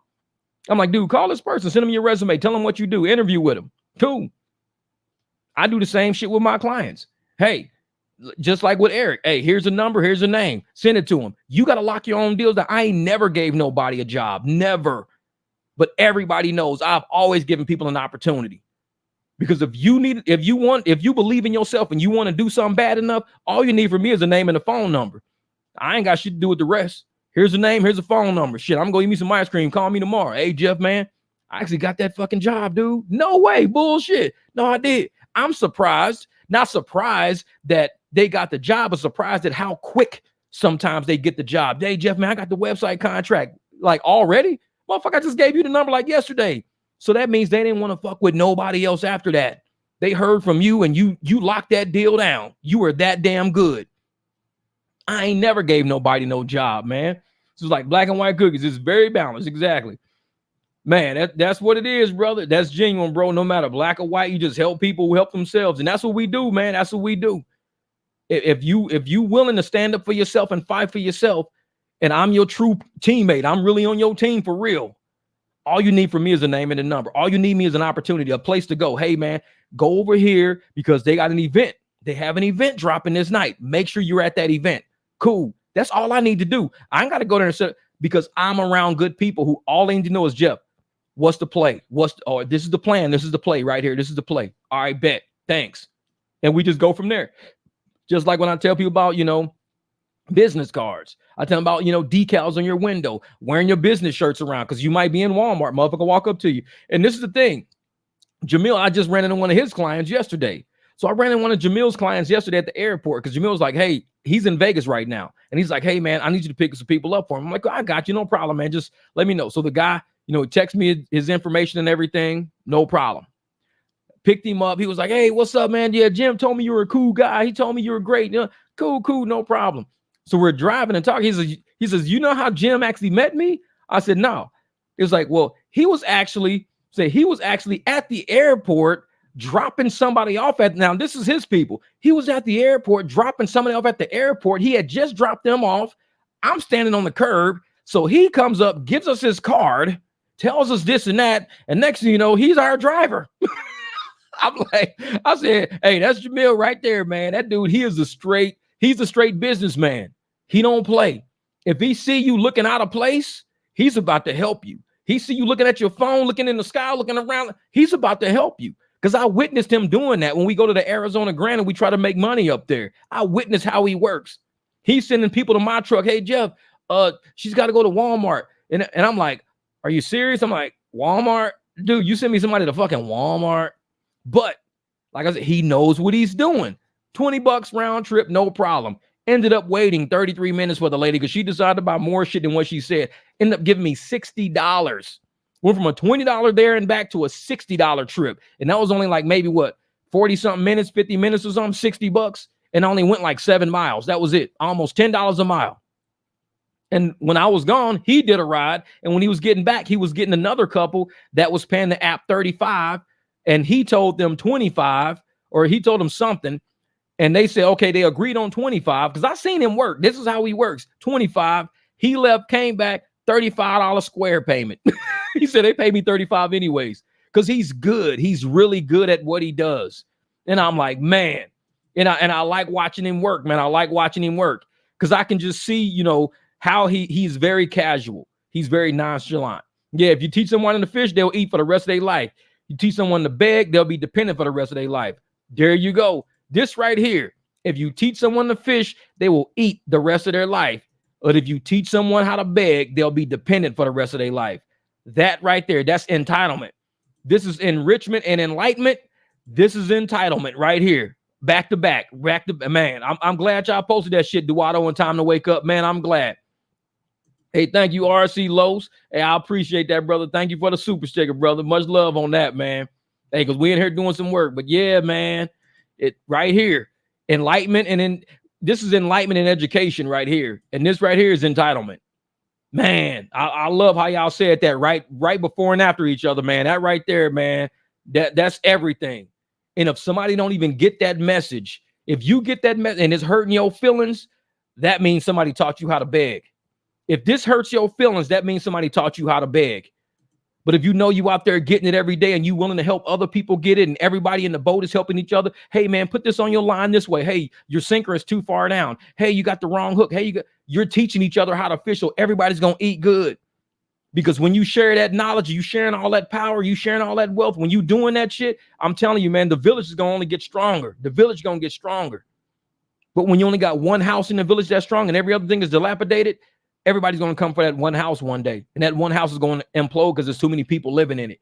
Build up every house. Everybody get built up. Yeah. Had a friends and family ride cancel today. Sent me $50 for consideration. See, that right there, brother. That right there.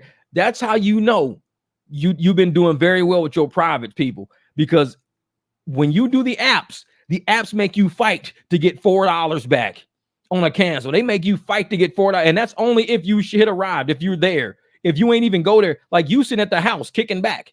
They cancel. Like, hey, man, we sorry we canceled on you. Here.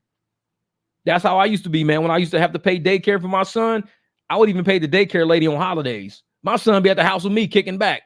I'm still paying her money because that was my babysitter. And it's a holiday. But the fact that if it wasn't a holiday, she don't get paid holidays. Her name was Stephanie. So I used to always be like, hey, here. She was like, you pay me. The first time I did it, she was like, you're paying me for holidays? She says, nobody pays me for holidays. She was a babysitter. That's what she did. Nobody pays me for holidays. I was like, well, this is your job. I mean, you're a babysitter. You watch all of our kids while we all work. I say, if we get paid on holidays and shit like that in corporate America, shouldn't you get paid? You helping out people who get paid on holidays. You are babysitting for people who get paid holidays. So therefore, we got you. And no other person saw it that way except me. And I still did. Every time holiday popped up, I made sure I paid her for that day anyways. That's how it was, man. That's just how it was.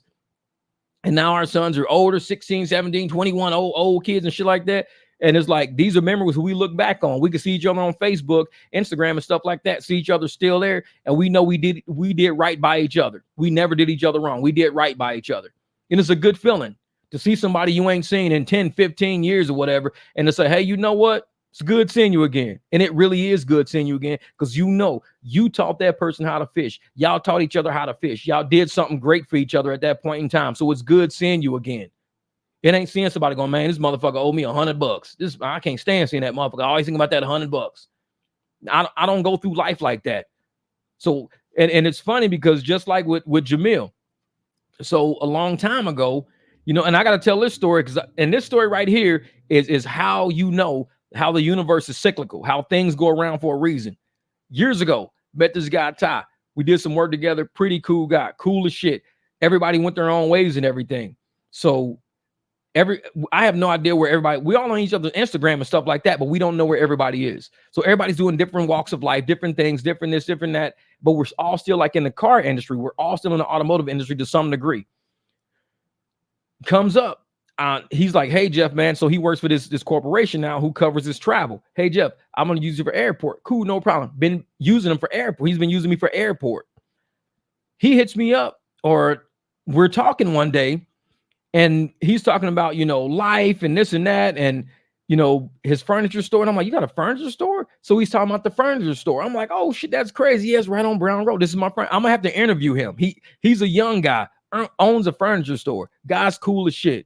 And if somebody ever needs a job or something like that, this is probably somebody you want to, if you ever want to get out of rideshare and you think you want to get into the furniture industry, they own a full-blown store. It's a rent-to-own store. I actually want to go do a video in this store one day because he's got some pretty cool shit. And I think I need some new furniture. But anyways, so I'm talking to Jamil one day about it. And Jamil's like, wait a minute. This is the furniture. So yeah, he says, I know those people. I said, no, you don't. Jamil pulls up his phone. He's got video footage of the opening day of this furniture store because he was at the opening day because he was a supplier for that furniture store. He knows Ty, his dad, his mom, Jamil knows everybody in this family. He knows these. And I'm like, I've been knowing these people since 2019. He's like, man, I've been knowing them longer than that. And me and Jamil didn't know that we were linked to the same person that owned the same furniture store. That shit was funny as hell, man. Man, you have to go to the couch with interview, dude. Yeah, exactly. Man, and it was crazy. So I'm sitting there like, we know the same guy. For years, we've been knowing the same, and we didn't even know, because I've been knowing Jamil for about a year. We never knew that we both knew the exact same person. And it was like, and we both do business with the exact same person. And me and Jamil, we worked together, and we had no idea. And we were at Arizona, and he pulled his phone. And he was like, look, I was at the grand opening. So he's showing the ribbon cutting. He's showing the food. He's like, dude, I am one of the suppliers of that store. I'm like, bullshit. That's how small this world is, man. That's how small the world is. What does they say? When you make your SUV like a mini party bus with ambient light and have a microphone for karaoke, people will tip you on top of what you charge them. Man, that'll be, well, I got ambient lighting all through the day because it's got light blue lights. You can actually change the lights inside of the dashboard, but it's got light blue ambient lights everywhere all through the Jeep, under all the seats and the door jams and everything. So it's already got the ambient lights inside of the Expedition or whatever. What is it? Jeff, you and Jamil just gave me a reason why I should go ahead and get business cards. I can't tell you how many times I pull up the airport and people looking confused down the phone. Yeah, I'm telling you, Noble, man. Jamil is like, he is an eagle. You got to understand, he's been doing this longer than me. He is an eagle for people who need a fucking ride. This dude, he just, because he knows what it looks like. He's done it for so he knows what it looks like. He'll sit there and he'll just walk up to people and start talking with them. And he'll be like, hey, Jeff, I'll be right back. I'm going to run these people over. I'm like, how the fuck do you even know they needed a ride? I'm like, dude, he's sharp at it. And me, I'm more like a person, like if I see somebody, you know, that's kind of like, looking around or whatever, just something different. It's not exactly what he's done, but I've went up, I've approached people, gave them my card. They've called me the next day. I've given somebody a ride and they've used me later that day, stuff like that. Giving somebody a ride on Lyft Black and they've used me later that day. But he can pick up somebody out of the crowd like that. And when his passenger yesterday, his client yesterday was telling me about how he met him. He says, you know how I met him? I was like, no, he never told me. He said, well, it was actually at the airport. He had just dropped the private client off and he saw me standing on the curb. He walked up to me, gave me his car, started talking to me. Next thing you know, I'm his client. I was like, damn. That dude, yeah, Frank, man, it really is a small world, man. Very small world. So, man, yeah, but definitely though, man, you got to get them cards, Noble. Get them cards, brother. Because and I like showing like what I've been showing on the videos lately. Because I know we kind of at the barbecue, at the live stream, we kind of dick around, we laugh, we talk, we joke. But I'm trying my best. Y'all don't even know. I am very passionate and very upset at listening to these people fucking talk sometimes on these videos. You don't know, and I do everything in one take. There is no repeat shit. I do everything in one take. So I am fighting not to cuss these motherfuckers out. When I be watching them on the video and I'm watching them talk and I'm watching them speak, man, you have no, it is very hard for me to make a video like these. I'm really trying because I'm a real person, you know what I'm saying? And sometimes shit just come out. I just say shit. And I catch myself in some parts of the videos that I'll say like shit or fuck or whatever, something like that. And I won't even take it out because I'm like, it's too late now. It's too late. And I'll be trying to say, well, I want these videos to be shared further with different people who like may be at church watching a video and just want to see something. They want to hear me cuss the whole time. But I do drop my live streams however I drop them. But it's so hard for me to do them videos watching these people purposely fuck Americans like this, like intentionally do it right to our faces. Tell, oh yeah, well, you know, American wages are just way too high. The American worker thinks they're worth more than what they're really worth. So we're going to just leave the border open. Yeah, we'll leave the border open and we'll get, you know, some asylum seekers in here that can work, you know. I'm like, bro, y'all are planning this shit. Y'all planning this shit right in our faces. And it, man, making them videos is hard for me. It's hard because I be wanting to let loose. I be ready to, what up, Jess? Man, I be wanting to let loose on their ass real bad. But I'm like, you know what, Jeff? Especially on some of these older videos. But I'm like, Jeff, it's water under the bridge. The video was shot like a year ago, but it's exactly telling exactly what they're doing. Just give your analysis of it. Do not cuss these motherfuckers out. Just don't.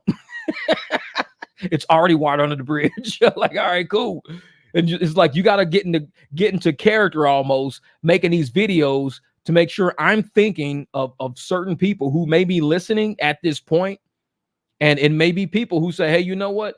I'm trying to consider, you know, voting in an election because I watched the video this morning and they're the Democrats. Man, these motherfuckers, man. I cannot believe people still actually even vote Democrat. I really can't. And when I say I really can't, I mean, I think I just know too much. It's kind of like, why would I be like, why would people still take the fucking vax? If you've taken one and it didn't work the way they said it, you've taken two, it didn't work the way they said it. You're up to 8 fucking vaccines and it still is not working the way they said it. That's like the Democratic Party.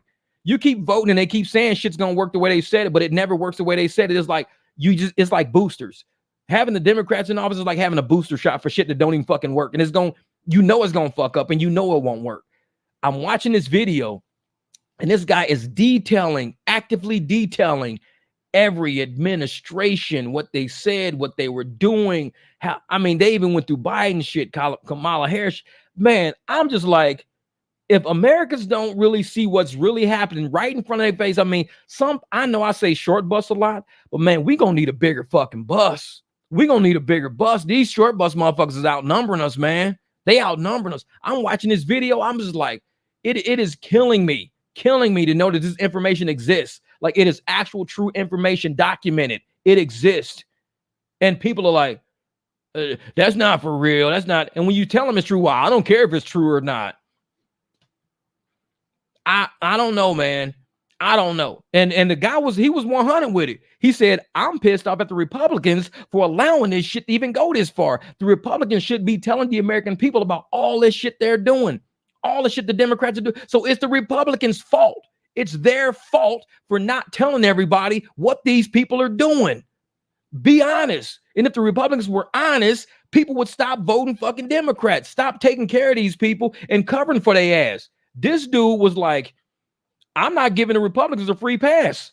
You motherfuckers supposed to be like big brothers. These are the Democrats is the little kids. Democrats is your little brother, little sister. These are the little people who don't know or not. And they even went through the demographic of the educational system and how they purposely infiltrate the educational system in the Democratic neighborhoods to make sure they don't have the knowledge they need to make the decisions they have to make. Dude was 100 with it. And he was like, why don't the Republicans step up? The Republicans fix this. When they have the Congress, when they got the Senate, when they got the president, fix it. Quit letting Democrats do these people dirty over and over again, saying, well, them ain't our people. These are American people. Democrats are still American people. And we're allowing this shit to happen to them. We're allowing it to happen because they're not smart enough to know better. Like when your mom used to be like, you know what, Jeff, you should know better. It's sad that Democrats don't know better. But how can we expect them to know better when we fuck up their school system on purpose? They ain't gonna ever know better. We dumb them down on purpose. We put liquor stores on the corner on purpose. Just get drunk. Shit'll disappear. We don't put no nice ass fucking dealerships in their neighborhoods like Mercedes and fucking Benz and Porsche. No, because we don't want that shit around them. We don't want to give them the illusion that one day you can afford this if you work hard. No, we say you can go get a fifth of Jack if you work hard. You deserve it. Go get fucked up. That's what we say to them. And we put that shit right in every neighborhood. And I'm sitting there like, this dude, he was 100 with it. He did not, and he was a white guy, didn't fucking flinch at nothing he said, didn't flinch because he was 100 about it. And for Democrats to sit there and look at him say it, they be like, oh, he racist. No, it's real. Just drive down the street, motherfucker. It's real. Trust me. Just drive down the street. Everything this man is saying is real. From the beginning of when this shit started, he's 100 about it. And nobody wants to admit that our country is being treated like that. And he even said, I'm not going to give the Republicans a free pass on this because these are your people too. These Democrats is your people too. They're Americans. Why are you letting Democrats do these people like that? Just because they didn't vote for you? You mad at them because they ain't vote for you, so you're going to let them suffer? You mad at them? What? They don't know better. We never taught them better. Look at their school system. We didn't teach them better. You can't expect a motherfucker how to tie a shoe to know how to tie a shoe if you've been having them wear Velcro shoes their whole fucking life. You can't be mad at them, man. How come you can't tie a shoe? What the fuck? Well, we have been only given Velcro shoes. Well, you still should know, man. You fucking 13. You know how to tie a shoe. I've been wearing Velcro shoes for 13 years. When you don't teach somebody some shit, how you going to expect them to know how to tie a shoe? Give them the same shoe tying lessons at 2 years old that you're giving everybody else. 3 years old, hey, this is how you tie a shoe. Don't just throw some fucking Velcro shoes there when we're helping them out. We're helping them. How? We just gave them Velcro shoes. Well, that's not helping them. That's dumbing them down. You're not teaching them what everybody else knows. The Republicans are responsible for that shit too. And that's why if you don't vote, if you keep voting Democrat over and over, it's like you're just taking more boosters. That's all you're doing is taking more on shit you know is not going to work. But us, the Republicans like me, I said, I've been married to Democrats before, so I don't give a shit what party you in. But I've always wanted better for anybody I've ever fucked with, whether Republican or Democrat. I've always wanted better. The difference is when you take crab in the bucket mentality people, when you take a group of Democrats who've never had shit, they're not going to want better shit for nobody. It's crab in the bucket mentality. They're not going to want better for everybody. They want everybody to be worse. They want everybody to do worse because they want everybody in the fucking bucket. That's why Democratic crab mentality is not to help the country. It's to make sure that you don't get no fucking where. That's what it's about. Making sure you don't make it nowhere. What do you think crab in the bucket is about? You don't make it nowhere. Me, I'm trying to say, hey, I want motherfuckers to not suffer. I want people to have money. I want people to figure this shit out. People to get a little change on them. Because if you get money, we all get money. A whole circle get money. We got money. And that's the Republicans' mantra. The Democratic mantra is not the same. It's, oh, we don't want them. We don't want them to have this. We don't want them to have that. We don't want them to have this. They shouldn't win. They shouldn't win. What are you winning? If you open the box and you find out the whole prize to the race you were just in was a shitty paper towel. It's a paper towel with fucking doo-doo on it. You can't say, well, I won, though. I won. No, you won a fucking paper towel with doo-doo on it. It's not always about winning. It's like, what are we winning? If Kamala Harris wins, Joe Biden wins, you're winning some toilet paper with doo-doo on it. I won. Yeah, we beat them. We won. You're going to take this shit and smear it on your face now because it's not a real prize. It's nothing. It's nothing. So always look at what am I winning? Like, what's the prize? What's the goal?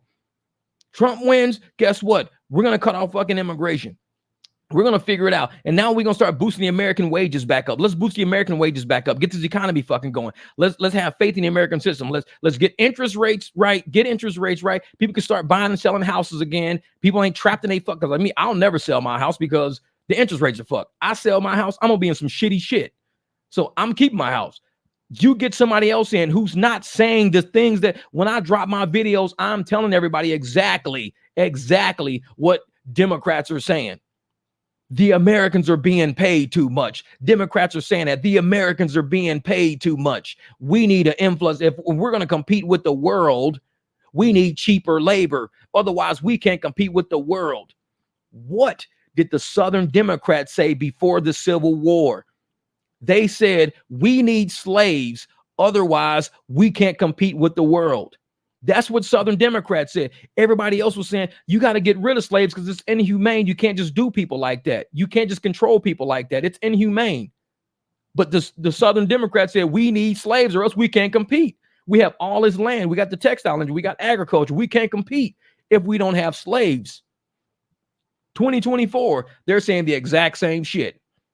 We can't compete with the world unless we have cheap labor, unless we have asylum seekers, unless we got people from shitty countries come over here. We tell them it's going to be the American dream and we run their ass into the ground. We can't compete unless we have slaves. They saying the same shit now. And I'm like, this is why I dropped the videos I dropped to wake everybody up, not just drivers and riders, but to wake everybody up that this is what they're saying about us right to our faces. And if you ain't smart enough to see it, that's on you. But don't fuck my country up because you don't like one guy.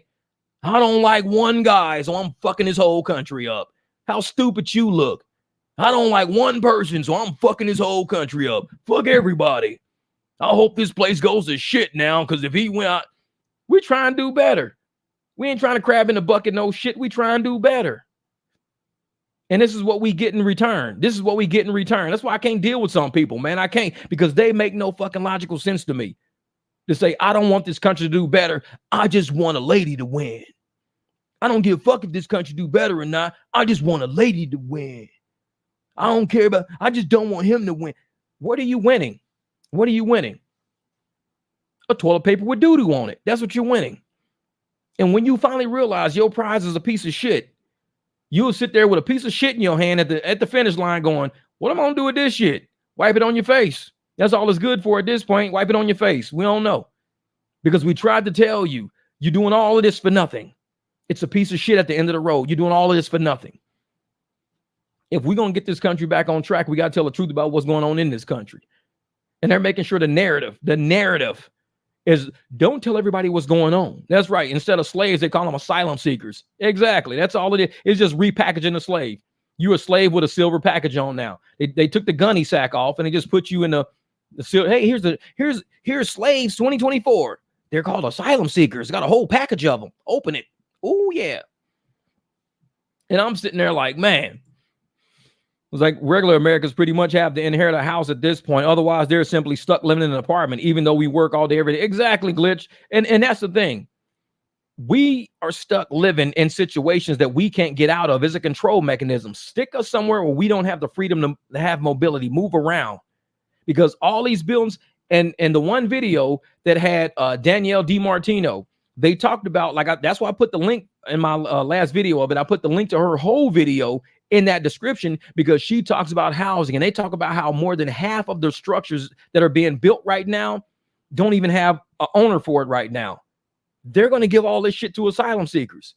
American government is going to give all these fucking places, and they already starting to do it in some other the eastern states. Give them whole apartment complexes, building entire apartment complexes, giving them to asylum seekers. But we got Americans over here paying for that shit, and we don't get a free apartment. No, they said, well, if we give you a free apartment, it's going to fuck up the economy. Okay, so we give it to an asylum seeker. That's not fucking up. No, that's actually making the economy better because they're cheap labor. So if we just run you into the ground, get rid of all your savings, get rid of your pension, get rid of your Social Security, make sure you cash out of your 401k just to make a living. So we have we're no longer having, Americans as a liability on our sheets. We don't have Americans as a liability. All these we owe all these Americans all this money. Instead, we made the Americans use all their fucking money to make a living on, use up all their savings, cash out of their 401ks. We made them use all that shit up. And now we act at the actual workers working for pennies on a dollar are making our bottom line look good because we don't pay them as much. We don't pay them a higher wage. We don't have as many, benefits we got to pay and shit like. So therefore, corporations start looking better now. That DiMartino video was deep. Like I said, her book is called Fed Up. I'm gonna see if I can find it on here. I'm gonna see if I can find Fed Up, man. What's up, Rashare Lisa? What's good? What's good? Yeah, exactly. As a female, the intelligent choice is a person most qualified. It's not a race or gender competition. That's right. That's right. And this is what fucks me up. I'm gonna say this before I go find that book. This is what kills me. You know how the Democrats have been going around saying, Trump is going to become a dictator. If we let him win, he's going to become a dictator. So once you let him win, he's going to be a dictator and he's going to have all the power in it. Do you know what dictators do? I'm going to tell you right now, Kamala Harris won 1% of the vote when she tried to run for president before. She won 1% of the vote when she tried to run for president before. 1% of the people in this country said, we'll vote for you. 1%. What a dictator does, the Democratic Party, Biden and everybody, a dictator says, we don't need nobody to vote for you. I'm going to give you power. It's a dynasty, like Kim Jong-il passing power to his son, passing power to his son, passing power to his son. The Democrats are saying that Trump's going to be a dictator, yet the shit they're doing is dictator shit. They're taking party from Biden and saying, we're going to give it to Kamala. It's the powers behind the scene operating everything. They're pulling all the strings. Hey, guys, we don't have to have a vote. We don't got to sit up there and try to vote for Kamala. We're going to just give her the power. We're dictators. We say who the next person in power is going to be. We're the Democratic people. We don't vote for people. We tell you, we're going to make this your next president. Okay. We're going to make sure that's not your next president. Okay. The Democrats assign power. That's dictator shit. They take power away.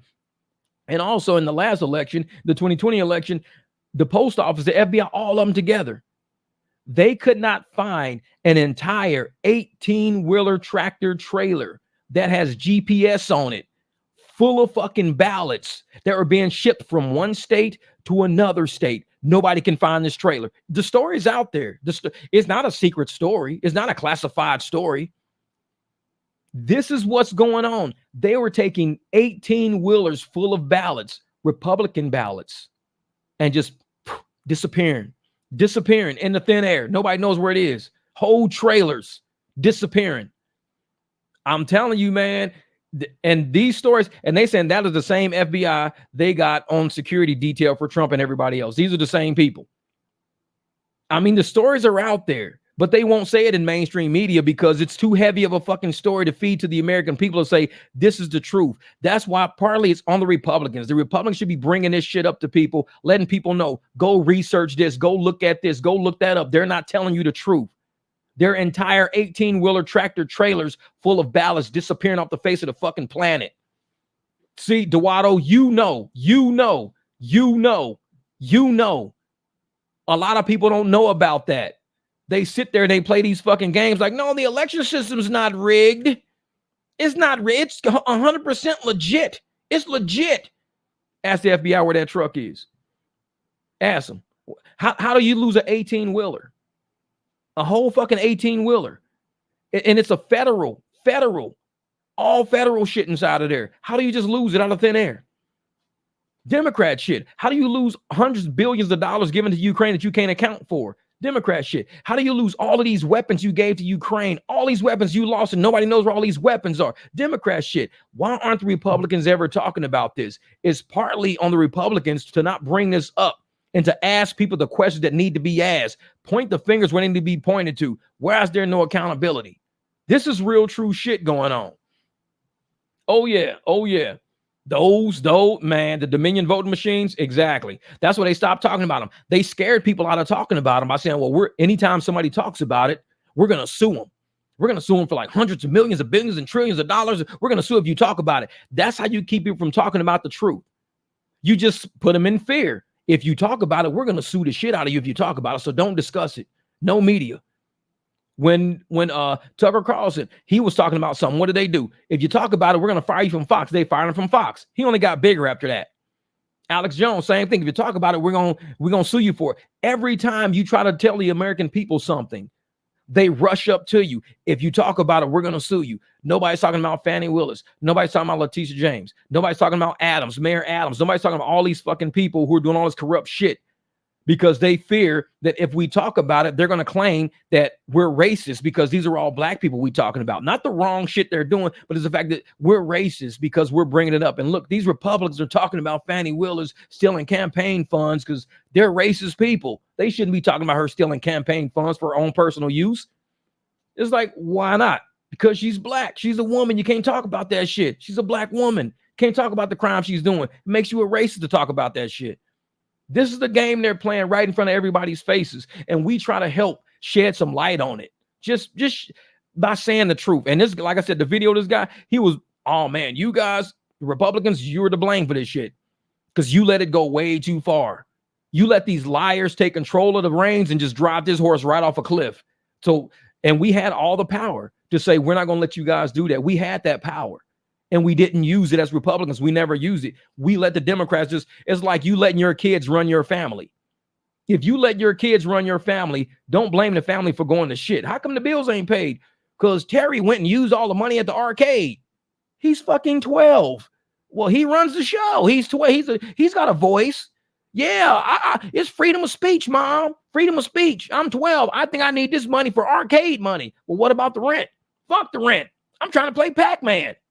When you let kids run the fucking show, don't be mad about the house being in disarray. We let the kids run the show long enough. We've let the kids run it. We've tried to give the kids a chance. What do we got? 35 trillion in debt. People say we'll never be done paying the debt. Debt ain't never been this high. 40,000 point Dow, over 40,000 point Dow, and we're probably one of the most poorest nations that we can, in time in history, we can ever be right now. Inflation at an all-time high. Recession always looms on the fucking horizon like it ain't already happening again. And yet we want to sit and pretend that, you know, corporate ain't just reaming us right now. Government and corporate aren't in bed together reaming us right now. And we're sitting around like, well, we don't know what to do. We know what to do. Stop letting the kids run the show. I mean, they had some dude on TV crying because Gen Z or whatever the fuck, it was some dude sitting in his car crying. This dude was sitting in the car crying because Biden chose not to be in a race no more. Now, this is just a day after Biden says, I'm not going nowhere. I'm strong and I'm fit and I'm doing it. I'm listening. And everybody's like, yeah, motherfucker. Yeah, Pedro.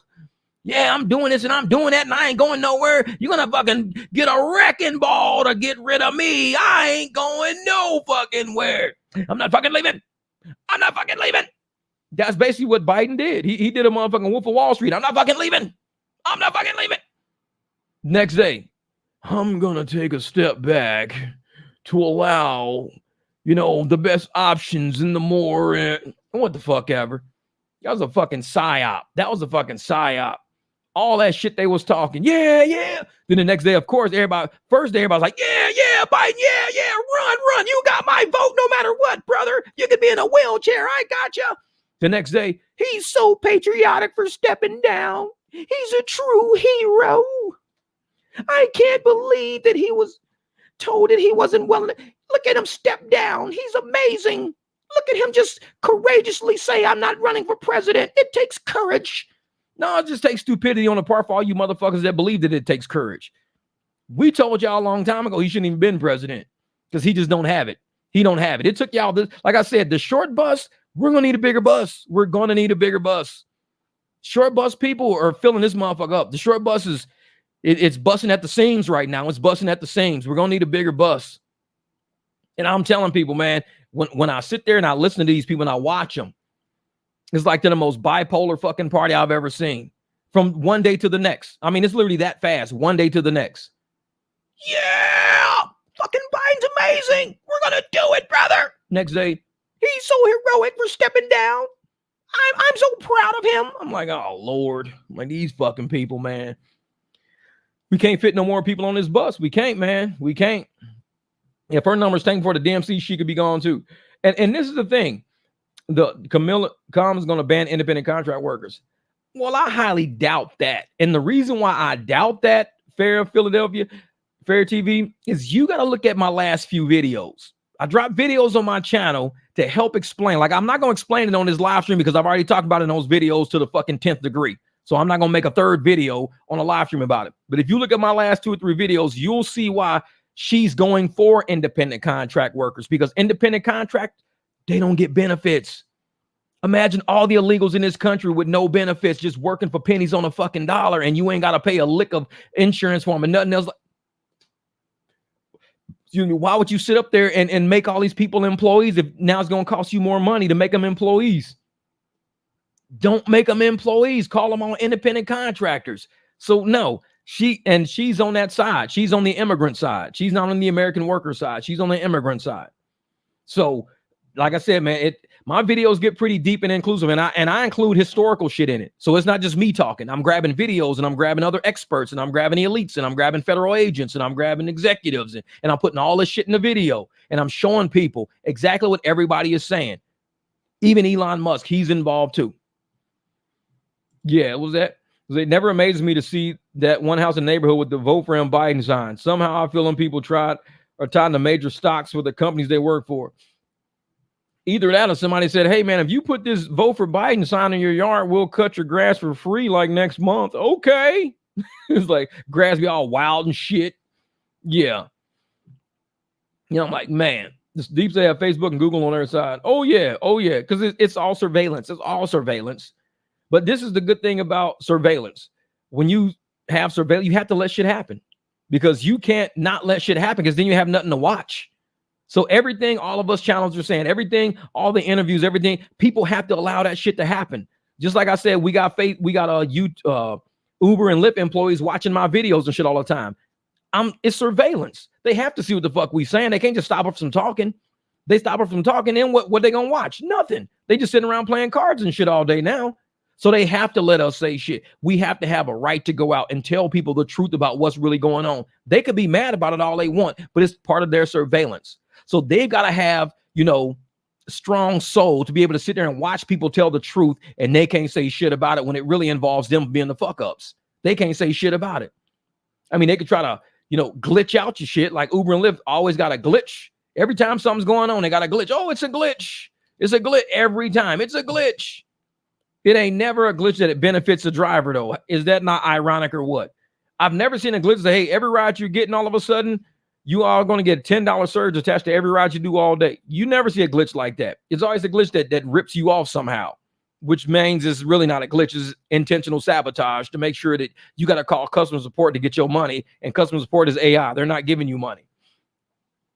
And you can send a private email away from Gmail to protonmail.com or proton.me.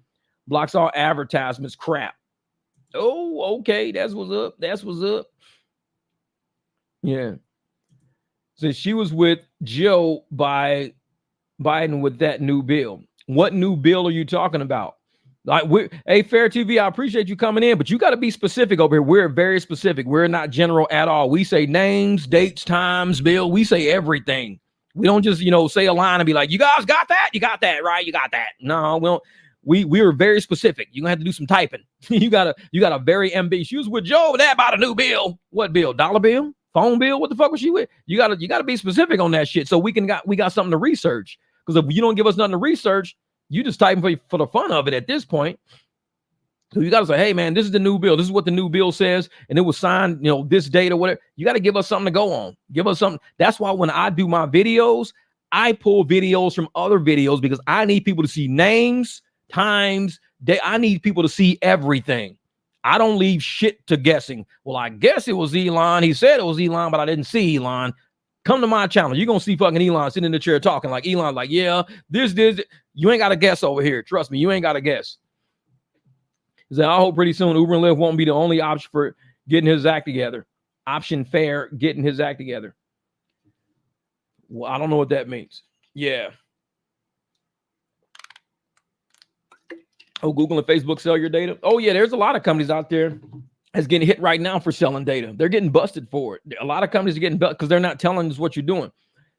Somebody, I can't remember who it was. It was some company. Oh, somebody just got sued for selling our data. Oh, Ford, GM, Honda, all these companies just got sued and lost a lawsuit for selling our data to insurance companies. Yeah, That's real shit. Google it. Like I said, I ain't gonna make that shit up. Actually, let's go look at it. Let's go look and see where it's at. I'm gonna see something real quick. I'll put lawsuit, GM selling data. Okay, let's see if this pulls up. Okay, it says May the 30th. That was May the 30th. Man, it's got to be something better. It was something newer than that. Oh, here it is. This was, no, that's March, April. Man, where was this shit at? This is April, May the 15th. It's all in here. It's talking about, Lexus faces lawsuit. GM shared data with insurers without consent. The lawsuit claim that was in April 2024. There was something I just saw like in July. All of this stuff is from like April and March and May. It was something way newer than that. I don't know what it was, but it was way newer than that. But it was talking about how these companies, GM and all, they just got busted again selling all of our data to insurance agents. Now, you might be wondering, why can't I get insurance? Why is my insurance going up so high? It's because they're tracking how you drive, just like with Uber and Lyft. They're tracking how you drive, and they're selling your driving habits and selling everything to insurance companies. So insurance companies are like, well, we're going to give you a kickback, because what we're going to do is we're going to raise their rates a little bit based on what they do, and we give you a kickback for the data. So thank you for selling us the data. You get X point millions of dollars. We get to charge these people more money. And it's all actuarial science and liability shit. They says Biden administration issues rule that could curb gig work contracted by January the 9th, 2024. Oh, that was 7 months. That was like January the 9th, 2024. Yeah, we've had a lot happen since January the 9th. Yeah. You got to find something more recent than that. We've been in and out of court so many times since January the 9th. That's why Fair TV, that's why I said that. I said we need dates and times and stuff, because now you see why. What you're talking about, January the 9th, 2024, we've already discussed like 50 times by now. Like, you're talking about something that happened. That's why even when I was just searching for an article and it was giving me some March, May, and all that shit, I don't want that. I want the July article I saw. I saw a July article about General Motors and all this. The shit I was just looking for was April. It was the same stuff, but it was talking April, and it was saying March. And I don't want that old shit. I don't want no old shit, because if you can't find something more recent, I guarantee what you're talking about has already transpired and been resolved. We just had the whole Prop 22 shit went down in California Supreme Court, and this was just like last week. So that supersedes whatever you're talking about in January the 9th, 2024. That's old shit right there. You got to find something way more recent than that, because you can read that, and I guarantee you'll be like, damn, I didn't know they was going. Yeah, exactly. And that was all about, Massachusetts. Minnesota's happened since then. Seattle shit has happened since then. California shit has happened since then. A lot of things have happened since January the 9th that whatever that's about probably has no bearing on what's happening and what's currently happening right now. So you gotta keep up with that stuff, man. Keep up with it. Because we do that a lot. I drop a lot of videos over here, but I make sure I put the dates on them, and I talk about dates. I'm starting to put links to the actual videos to it, so people know when I say, even in the last video I dropped, I said, I got this video from 2 years ago. We haven't heard from the Lyft president, Kristen, in over 2 years. We haven't heard from her in over 2 years. And I dropped the video that showed her speaking 2 years ago. But I wanted people to know this shit wasn't shot yesterday. It wasn't shot last week. I try to keep everything in perspective. This was shot 2 years ago. So what you're hearing is 2 years ago, before she became president, right before she came. So I try to let people know that, because I don't want to not really gaslight, but bullshit people into thinking this is something that's, it's brand new. Look at Kristen speak, brand new. He was like, dude, that was like 2 years ago when I saw that video. Yeah, 2 years ago. Always date your information. That's why even when I'm talking about every podcast I do, I put the date on my podcast. Whatever date I'm dropping that podcast, I put the date on it, because I need people to pay attention to dates. I still got people looking at shit on my channel saying, well, yeah, bro, you should do this. You should. I say, well, first you should look at the date of this fucking video. Let's start there. Oh, man, I didn't know you did this 2 years ago. Yeah. You're late to the fucking party. That's always start my comment. When I see somebody in my comments, blah, blah, blah, blah, blah, blah, I go, dog, did you look at the date of this? Oh, shit, I didn't even see the date. Of course you didn't. This is why you saying what you say. Because once you see the date, you're going to realize you ain't really saying shit. This is 2 years ago, dog. Oh. And it's like, that's why I do it, man. Dates, we're accountants. Everything has a period. You got to say Is it in January? Is the expense and the revenue in January? Accounting 101, matching principle. You got to match revenues with the expenses of that period. Everything has a date. Dates make it matters. A date will matter. If you say, oh, if that date don't matter, then I could just say this and you find that it was, 8 months ago. You're like, oh shit, that was 8 months ago. Yeah, it wasn't a date on that receipt. So you always got to throw a date on it. When I be making some of my videos, my ride-alongs, I say what the date is. I say what night it is, if it's day or night. Because somebody's going to want to realize, why are you getting surges like that? I don't get surges like that. Well, it's also 3 o'clock in the morning right now. So I would put my timestamps up there because I need people to know the truth about everything. This shit matters, man. It matters. Because one of these people, they're going to try to say something one day. And when they find out that we already got the date trapped, we already got the book, we got the website, we got it. They can't come around here. We keep integrity high. The integrity of data is very high. Because if you don't have data integrity, you don't got nothing. Look at what happened to Lyft when they added that extra zero on their stocks that day. And I think that has a lot to do with, the lawsuit they're going through with the president stepping down and how they plan on making that money back, because they've got to make money for that. Aside from all the driver lawsuits, they got to make money on that shareholder lawsuit shit because they moved something around. That date became very important. So when I did my Lyft stock history breakdown, I talked about each important date of each peak, each drop. And every driver who's been driving this long knows that I was saying was true, because they like, yep, you're right. You're right. I remember that's when COVID started, man. That's when we really started making a lot of good money, because there was a government infusion of cash. Once the government put cash into it, stock shot to the fucking roof. And we started getting all of these monies. We started getting, surges, Quest, $700 bonus for the weekend. The government put a lot of money out there. Yep, we're trying to change the game. But also, when the government put all that money out there, like I told you about the Democrats, what did I just say about the Democrats? When they gave $100 billion to Ukraine, they couldn't track it. When they gave weapons away, they couldn't track it. When they gave money to all of these apps, do you think they really tracked it? And they have a history of not being able to track shit? People got paid. Drivers didn't just get paid. If the government that's known not to know how to track shit gave all this money to apps of all these greedy ass people, they didn't track shit. These apps have tax dollars hitting in codes and everywhere else, and they stealing tips and stealing everything, and everybody knows it. Everybody has dirt on everybody, so nobody's speaking. They all sign NDAs. And I'm sitting there like, yeah, it's some shit, man. These motherfuckers are going through something. This is what's good, Jeff. Just got in the dough. Can I get a drink? For real? Walk on up, grab you a big ass 7 and 7. But yeah, none of it's by accident or coincidence. None of it. I said Uber customer let it slip last night that 7 minutes they want drivers to wait. They charge riders $4. Driver gets 35 cents. Damn, that's crazy. That's crazy. Oh, and something happened to me last night too. And I don't know. I probably shouldn't say this. I really probably shouldn't, but I'm gonna say it anyway, because maybe it happened to somebody else. But and I'm putting my disclaimer, my disclaimer right here, whatever they call it, disclaimer. I'm putting my disclaimer right here. I can't 100% confirm because it happened so quick, but I think I saw something that I probably shouldn't have saw in my Lyft app. Putting my disclaimer right now. So I get somewhere. I just end up, like I said, they gave me all black, no black SUV, all black. People was tipping a little bit, $3, $5.15, $3, little shit, not nothing big, little shit. So my app hit like $66 after like 3 rides. It hits like $66 or something like that. So I was like, cool, $66. That was all the tips calculated, everything. It was 3 rides, 3 tips, $66. Cool, no problem at all. So I'm sitting there chilling. And so I had another app open. So I decided to go back to Lyft to see something real quick. Now it was at $66.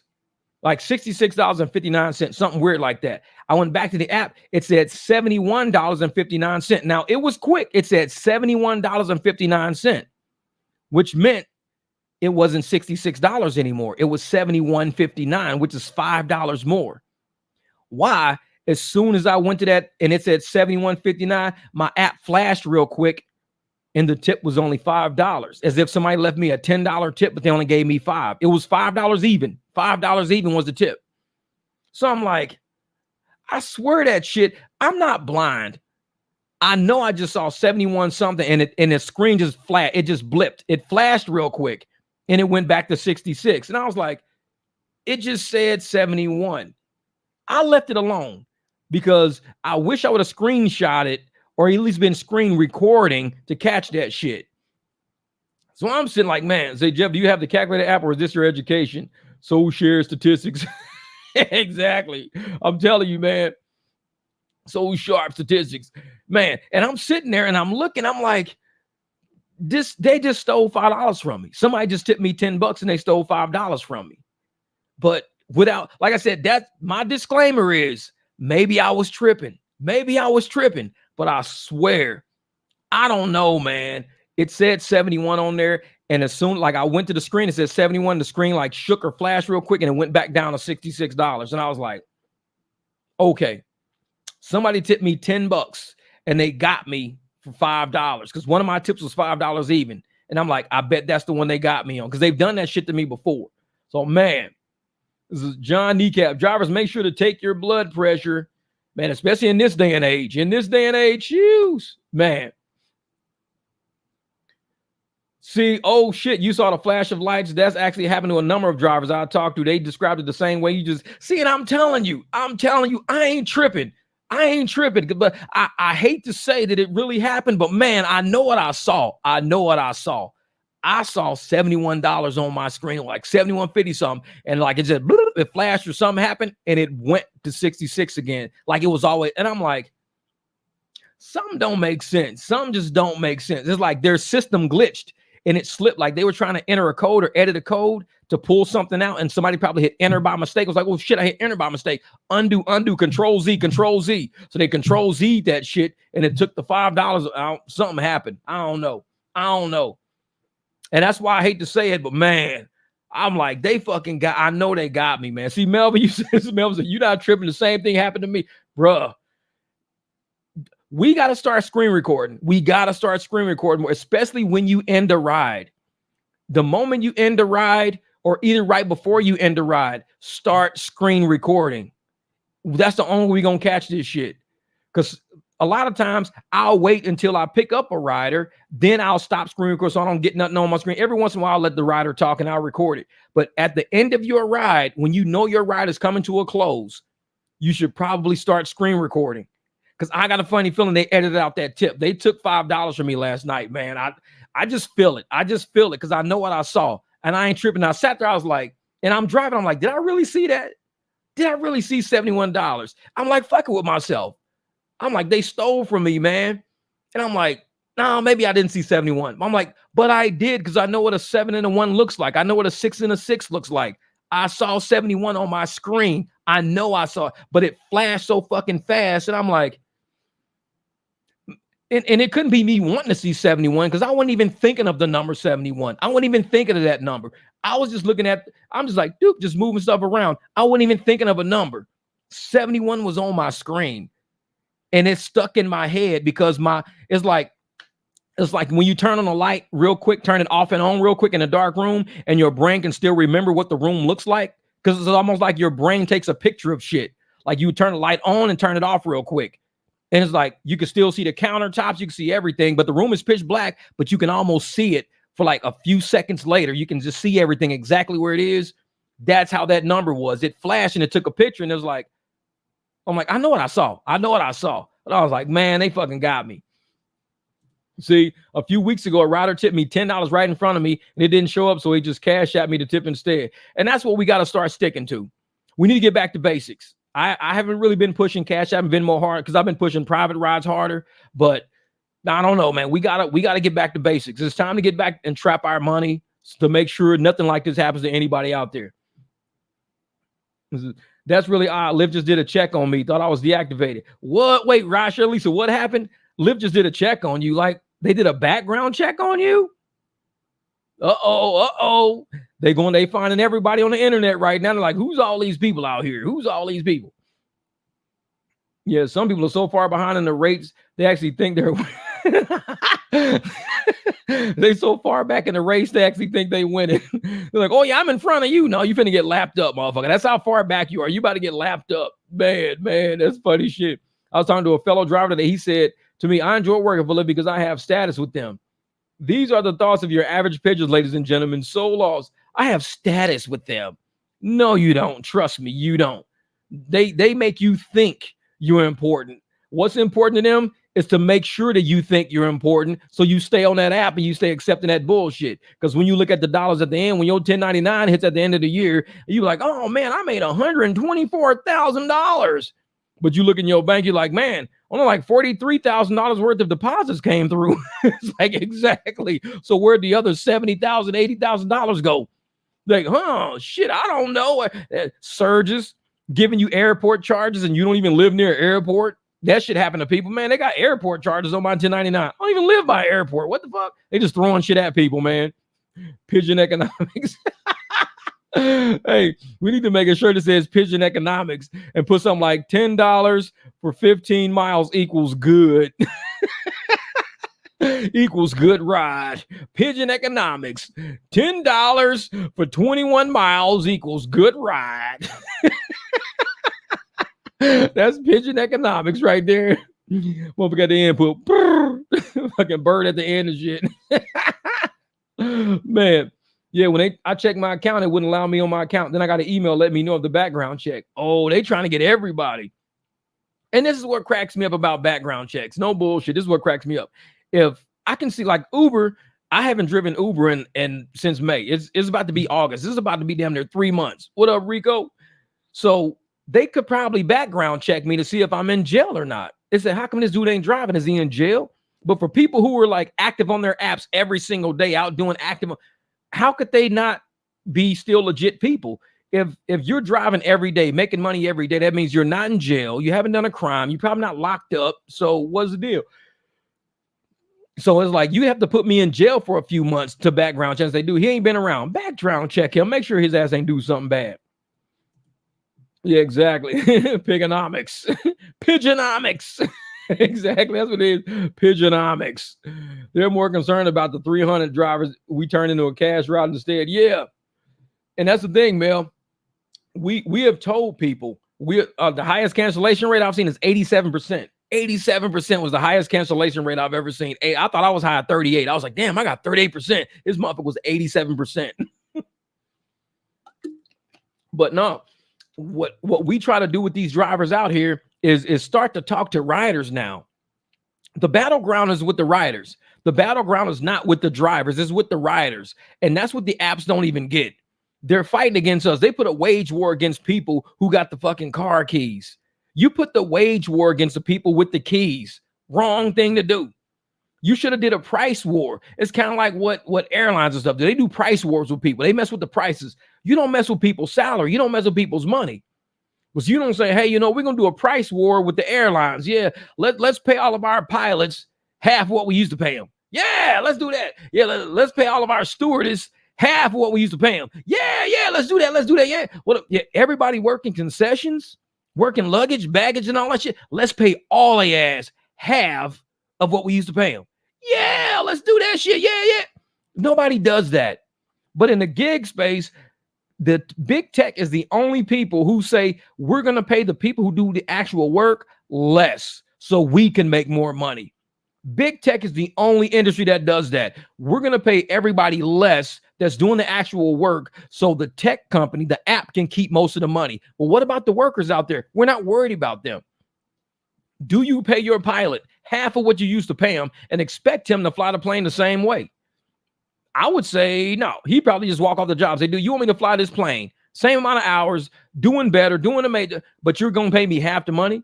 It's like y'all expect us to drive all these fucking cars, do all of this stuff. Is there a pilot on board? To drive all these cars, do everything that we've been doing, except do it more. Do it for like 70, 80 hours a week, paying us less, and do a better job at it.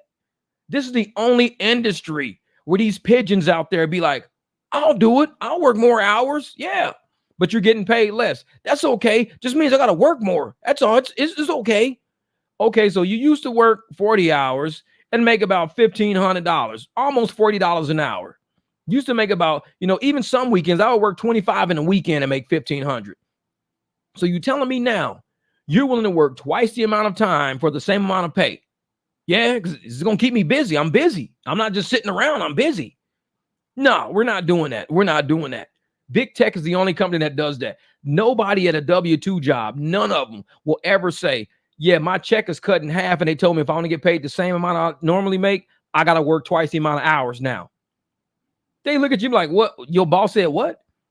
He said that I used to get paid $1,000 every 2 weeks, but now he only going to pay me $1,000 a month. But I can make $1,000 every 2 weeks again if I choose to work twice the amount of hours. So he's giving you $500 every 2 weeks, but he's willing to pay you $1,000 every 2 weeks if you double your money. Yeah, because he said he's only going to pay us $1,000 a month now instead of $2,000 a month. But if we double our hours, he'll pay us what he's normally paying us. And these people sit there and they go, yeah, we're going to drive twice the amount of hours to make the same amount of money. We'll do that. We'll do it. And I'm like, who are you for? Y'all are not even negotiating. The apps don't have to negotiate with idiots. They don't. They just say, hey, keep dropping the pay. Keep dropping the pay. And what these motherfuckers going to do is work twice the amount of hours. Dude, it's like fucking brilliant. This shit's genius. Oh, man.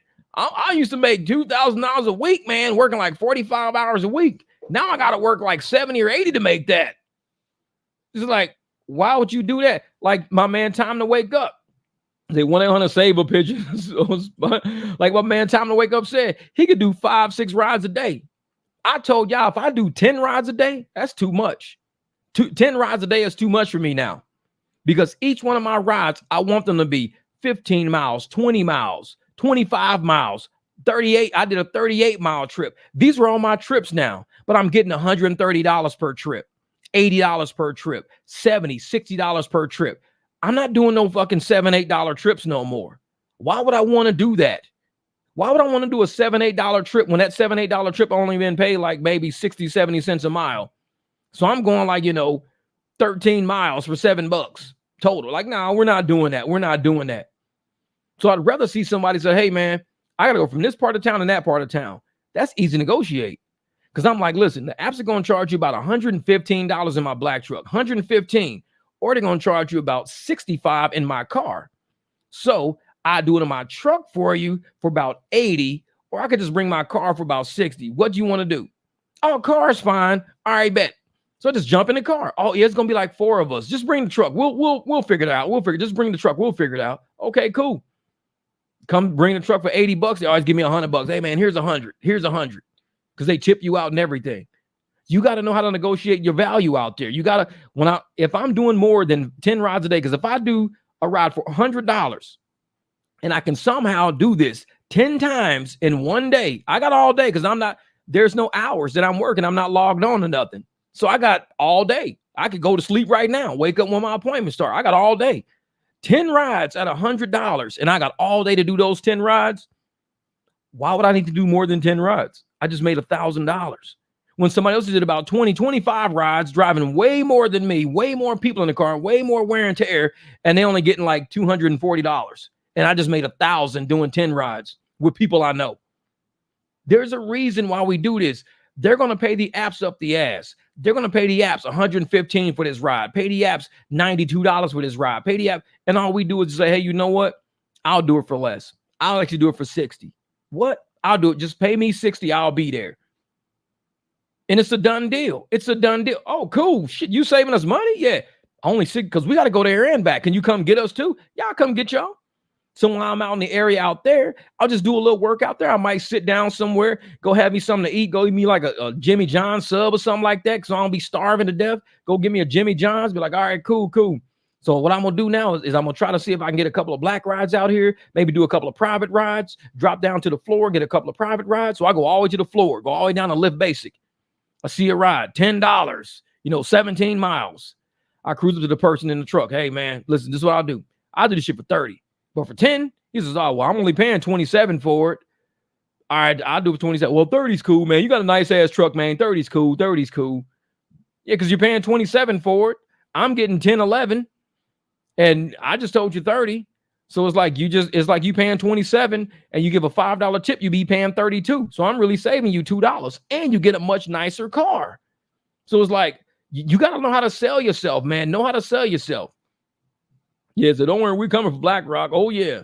BlackRock, they getting caught up right now with that whole shooting shit right now, too. They getting caught up with that whole shooting thing right now. The time you speak Spanish, I know it. Yeah, 10 rides a day used to be a normal day, no more than 3 to 4 hours on the app. Oh, yeah, Joker, man. And I mean, there's a lot of days when I would drive 15 rides because I'd be out there for like maybe 5, and people see it on my app, 5, 6 hours. I do like 15, 20 rides, not even 20, 15. And I still bank, I'm over $200. I said, dude, how are you over? Because it was Lux. I'm like, I'm over Lux. Each ride, I mean, my base was like $12, $13 just to go like, 2, 3 miles sometimes. I get a little banger sometimes, go 4 miles, get $25.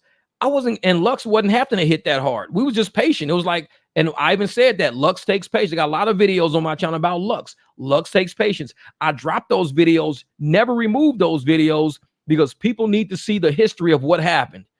This is our history book. This whole channel ain't nothing but a fucking history book.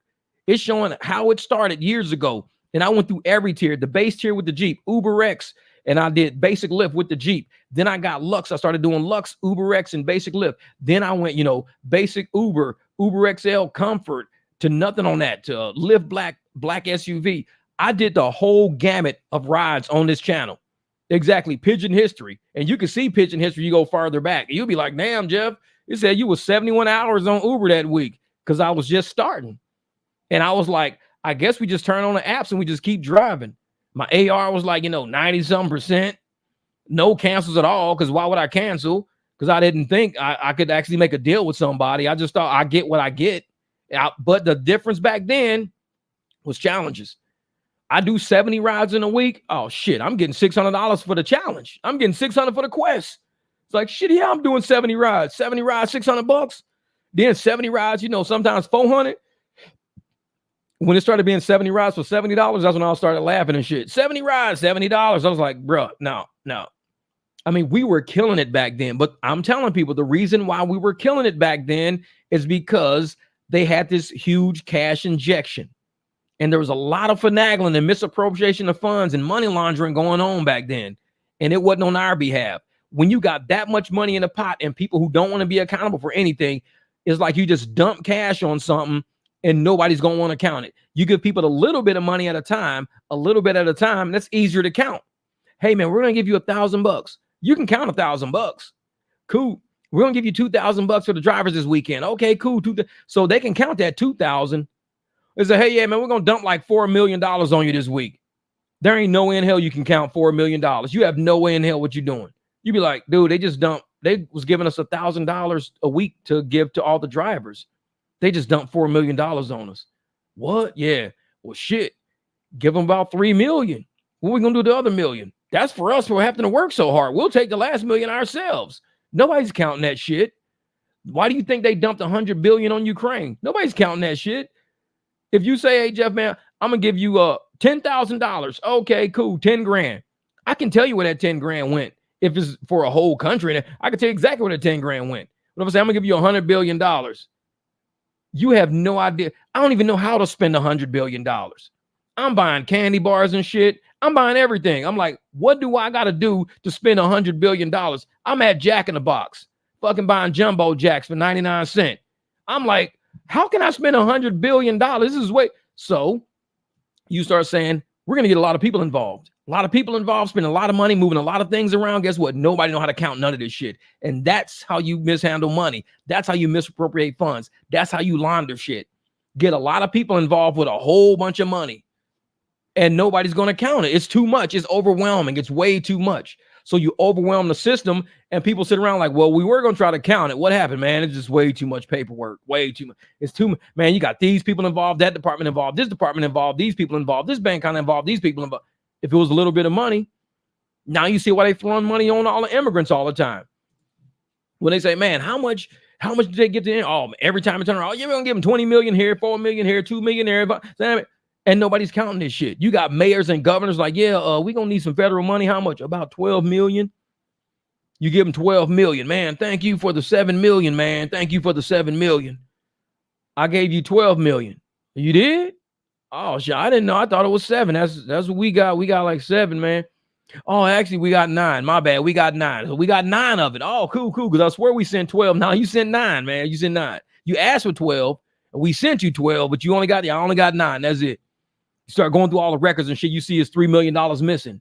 It's like, no, they really did send 12. But when you start sending that much money and you start finagling funds and moving shit around, nobody knows where nothing is. I mean, how do you think Fannie Willis walked away with all this money from her campaign and put it in her safe in her house and bragged about it in court?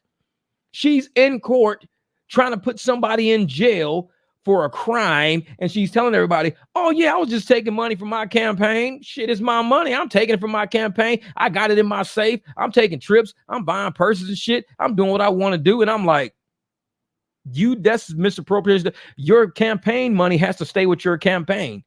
It goes to the next person in line. You can't just take the money. Yeah, exactly. This is y'all forget. So y'all forget Jeff was corporate. I know it, man. I know it. And I'm sitting there telling people, I'm even on TikTok, I'm telling people, you can't just take look at Campaign Election Act, like I think it's the Campaign Election Act or something like that, like 1971, something weird shit. It's like a weird, but it talks about election funds for all campaigns. And it's from like the 70s. And it says when you have too much money in your campaign and you've covered all your expenses and you've got this money sitting over, you have to make a choice with that money sitting over. It's not yours. It's not the person who was elected. It's the campaigns. It's the committees. So either you're going to form a new committee for another election in which you have to be approved by donors to use that money, or that money has to go back to the donors. But you don't just get to take it. Say, hey, you know what? There's $4 million left over after my election. I'm taking this money home. The Campaign Election Act. You can't do that. That shit's from the 70s, man. And she's sitting in court telling everybody, oh, yeah, I had all this money left over from my campaign. I just took it home. I put it in my safe. Shit, I was taking trips, buying purses and shit. Ain't nothing wrong with that. I'm not the one on trial here. And I'm like, you are now. I'm sitting there looking at this fucking lady. She said, I'm not the one on trial here. As soon as she said that shit, I said, well, you are now. You have no idea what you just said under oath. You can't take that shit back. You just said it under oath. You don't think they spent $20,000 on a hammer, $30,000 on a toilet seat, do you? Exactly. Man, that's real shit. You don't think they spent $20,000 on a hammer, $30,000 on a toilet seat, do you? Like, shit. That's how you overwhelm people with money and you can move it to wherever. Nobody would have ever investigated Fannie Willis. This is the funny shit. Nobody would ever, because it was so much money on her campaign, so much money. Nobody would have ever investigated her if she would have never opened her mouth. She fucked herself up in that one. Say, how about Kamala raises $49 million first day when she just inherited Joe's pension funds? Oh, I tell you where that came from. Y'all heard of Act Blue, right? Has anybody heard of Act Blue? Ooh, we're going to have fun with this one. Let me tell y'all something about Act Blue. Hold up for a second. I'll show you guys where her money comes from. And when y'all see this shit, y'all going to be like, wow. Let's see something. I'm going to find this video for y'all. And y'all going to be like, this is where the funds come from Act Blue? Yep. Wait a minute. Let me see. Where is this shit at? Oh, I don't think it's even in here. Let me go in my history real quick. I'm going to look in my history because Act Blue just got busted for something. And we're going to watch this together because I think you guys are going to really realize where all this money comes from when people are going around going, oh, yeah, well, that's a lot of money. That's it. Yeah, but where did it come from? That's the trick. Oh, where is it? Where are we at? I'm still kind of scrolling through here. Oh, man. I don't think I even got it no more. Man, damn. Because I look at a lot of content and I don't really even say nothing about it. But, oh, jeez. Let me keep going. Crooks. Nope, that's not it. I don't believe that I don't have it no more, man. Oh, man. And it was good. It was good. It was really good. Oh, found it. Bing. Here we go. I'm good. All right. This is my boy Benny Johnson right here. Y'all know me and Benny Johnson. We do some shit. Benny Johnson is my guy. That's my guy right there. So this right here is the multi-million-dollar Democrat fundraising fraud. Did Kamala really raise $50 million? Let me show you guys something. Let me go. Money over time, those small amounts of money add up to a lot of money and make everyone rich. Of course, the scheme Listen to this. Planned, and it all blows up, and it's really funny as it happens. The reason we're talking about that is that it seems to be the core tenet of how Democrats raise lots of money. Actually, maybe they got the idea from their friends in Hollywood. Not exactly sure. I mean, I'm starting to think that George Clooney runs the entire Democrat Party, right? And George Clooney effectively able to get Joe Biden to drop out, endorse Kamala Harris. At what point do you just assume that everything's being run by Harvey Weinstein and Jeffrey Epstein in the Democrat Party? All right, hold up. Kamala Harris, Joe Biden dropped out at 2 p.m. on Sunday. Listen to this. So in 7 hours. At 7 hours. 7 hours. They were able to raise $50 million. Yeah. That's the Democrat donation processing site following her campaign launch. Mm. Oh, okay. Got it. So that's how much money you can raise in that period of time. But this is, let me go through here real quick. The Federal Election Commission. This is it. Democrats. And was shocked to find out that they've never donated to Democrats. What the hell's going on there? These are people who let's watch. These are people who donated to the Democrats, but didn't know they donated to the Democrats. Senior citizens across the U.S. have been donating thousands of times per year. Look at some of these individuals' names and addresses are attached to over $200,000 in contributions. We went and knocked on a few of their doors to corroborate the data that we received from a group of citizen journalists called Election Watch in Maryland. This is James O'Keefe with OMG. I'm here in Annapolis, Maryland. It's an individual who has donated a total of $217,000 made through 12,000 different contributions in a 3-year period of time. Now, sometimes these contributions have been made in variations of his name and variations of his address. You see this chart here. This chart shows a breakdown of the committees that were earmarked to receive the donations made through Act Blue. When Mitch McConnell moved fast to replace Ruth Bader Ginsburg, more than $70 million went to left-leaning candidates and causes in a day, shattering records this campaign cycle for the online fundraising juggernaut Act Blue. So far, folks have used our platform to donate $3.8 billion to over 21,000 different candidates, committees, and organizations. So, I just need to pause right here. Man, I love it when people are like, typecast. When people are like straight out of central casting. Okay, indicate that you donated. Wait a minute. Information in the Act Blue system can make a contribution in seconds. The FEC records indicate that you donated $32,000, 3,000 different contributions people made at this address in your name. Are you aware of that happening? You're not aware of that happening? This dude. Talk to Donald Trump. Talk to Donald Trump? Well, how would Donald Trump help me answer that question? Hit him with a bat. Hit Donald Trump with a bat? No. Right over the head. How would that help me answer this question? It would certainly get you in the news. To do with I want to see a scar on his fucking head. Now stop fucking with me. That old man was Once in a nuts. while I donate $5 or so Listen to this. dollars Listen to or this. something like that during election year. What about $18,850? I doubt that. Not that many donations. No, I don't think so. What the Federal Election Commission indicates that much money was donated to Act Blue and Biden for president. I wish I could have donated $18,000 to Biden's presidency. But let me stop there real quick. What they're doing is he's going to everybody's house who he's finding addresses on the Act Blue site that says that all these people are donating tens to hundreds of thousands of dollars. These are poor people. So what happens is these poor people donate once, like $5, $10.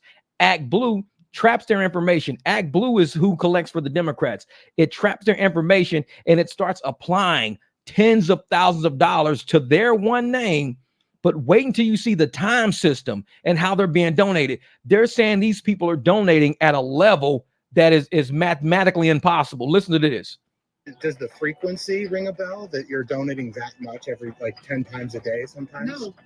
No. Do you think someone is maybe fraudulently debiting your accounts or something? ActBlue is the one I use for political donations.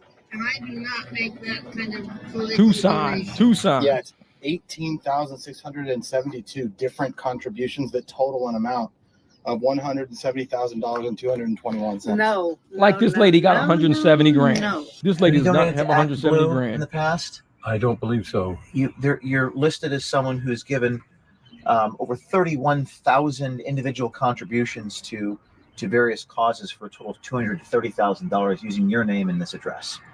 $230,000. They saying ActBlue was saying this man donated to the Democrats.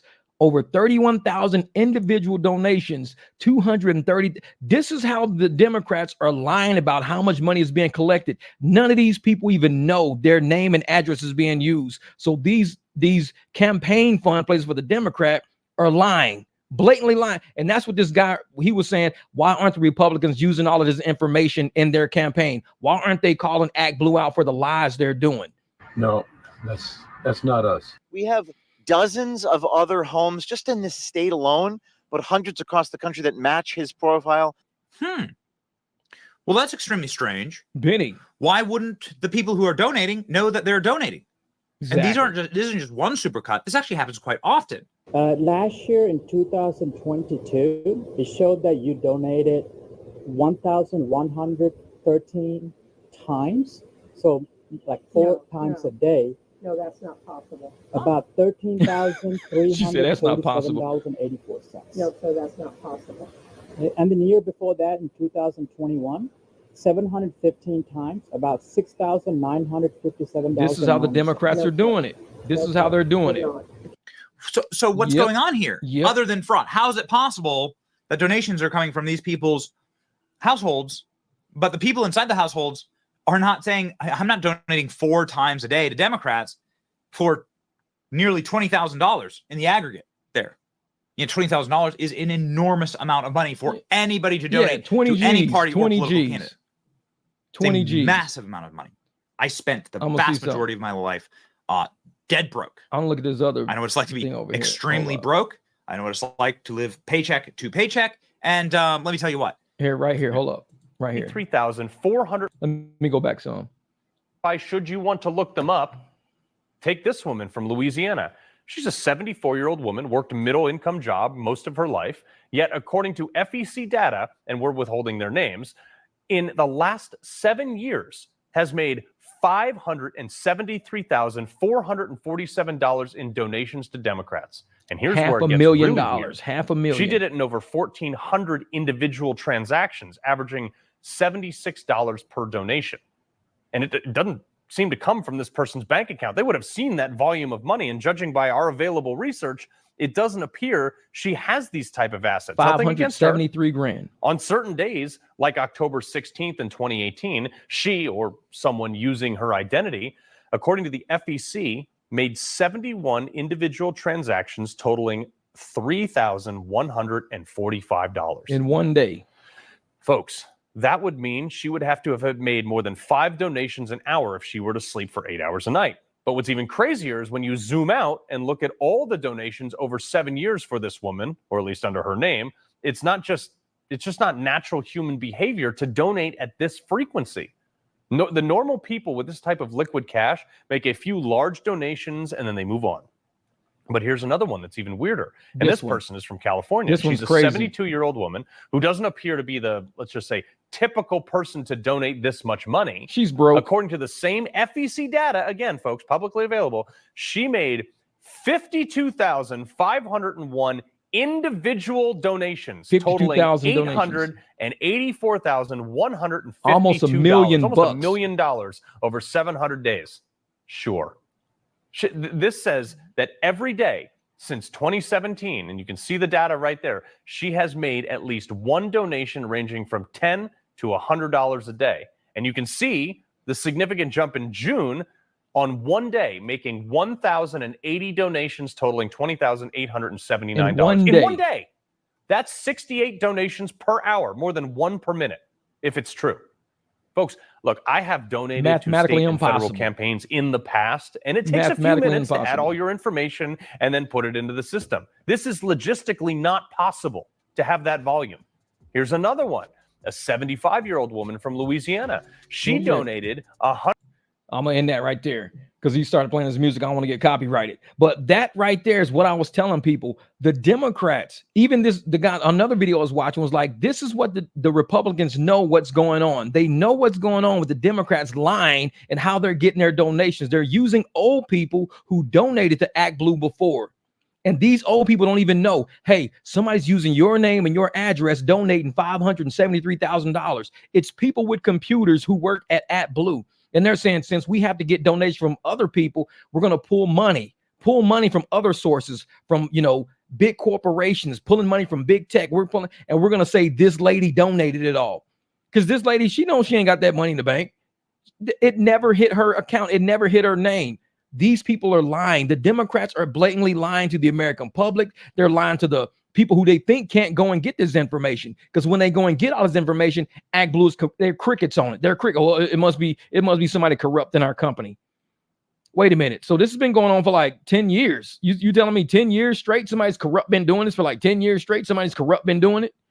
And they started it back in 2021, 3 years ago. When some of these people started donating $170,000. People were broke as hell. Then 573. One lady was almost $1 million, over $800,000. She donated. Well, somebody in her name donated. That means somebody who wanted the Democrats to win so bad, they donated money and said, you can't say that I donated it because it could be tax dollars. It could be anything. Who knows? And they're putting it into people's name who are completely oblivious to what's going on. Completely oblivious. And nobody talks about it. Nobody talks about it. Benny, I love the fact that Benny Johnson talks about it because I watch his channel a lot. He opens up people's eyes to a lot of the shit. People in the gig space don't talk about it because there's a lot of these motherfuckers just trying to drop off a hot dog. That's all they trying to do. Yeah, I'm just trying to drop off a hot dog, man. You ain't going to be able to drop off hot dogs. They get enough of these asylum seekers in here, and this is the direction they're going into in order to push the election, to push our government to say American people should not have the rights in this country that they have. They're taking it for granted. They're taking it for granted. Just like Dara said, Americans are taking their American lifestyle for granted. We want to get rid of Americans. We're tired. We using America's, the freedom in America, the American dream. We're using that as a gold card to get these immigrants over here to work for us. He said that in his old interview. We treat immigration like a gold card. Americans don't even know how good they got it. And when you have a government over here who's saying, hey, if you pay us to be in bed with you corporations and shit, we'll find a way how to get power. We'll figure out how to get power. You leave that to us. Then you got places like ActBlue. One dude said, I ain't never used ActBlue. Every single person they did were senior citizens. Every single person. They go find somebody's date of date of birth, find out where they living. One lady was in Tucson. She was broke as a joke. They got people living like driving on broken ass car, wearing t-shirts. She walked down, don't know what the fuck is going on. I was like, dude, I've never donated to these people before. I don't know what you're talking about.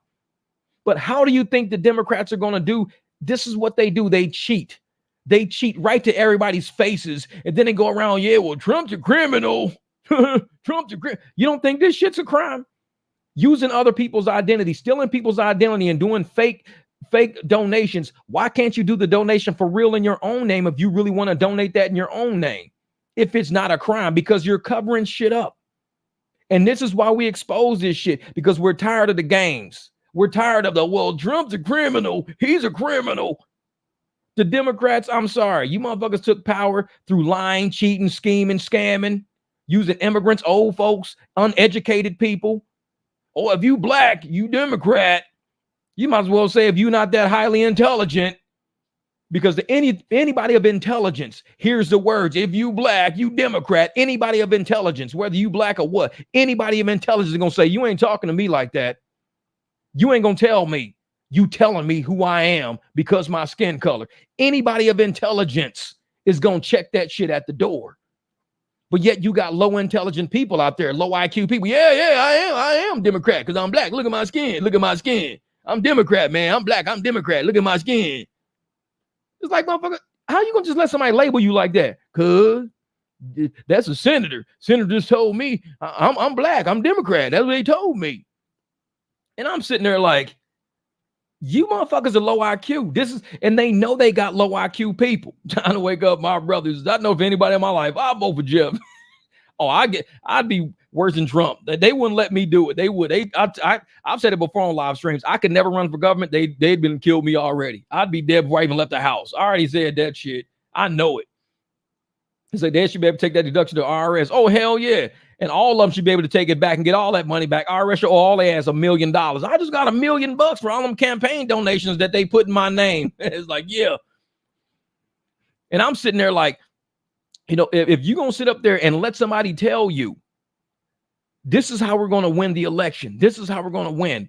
We're going to lie, scheme, cheat, count votes, make trailers disappear. Trailers full of fucking Republican votes disappear. We're going to put fake donations in everybody's names. We're going to do, and you look at this party like they're honest people when they're lying to your face, laughing at you, and they put a cackling fucking clown like Kamala Harris. The goofiest motherfucker you can find in class. You chose to be class president. And her stupid ass got the nerve to sit up there and say, yeah, the female Final Four didn't come out till 2022. This is really what she said. She seriously sat on camera and said, I'm going to tell you a fun fact about history.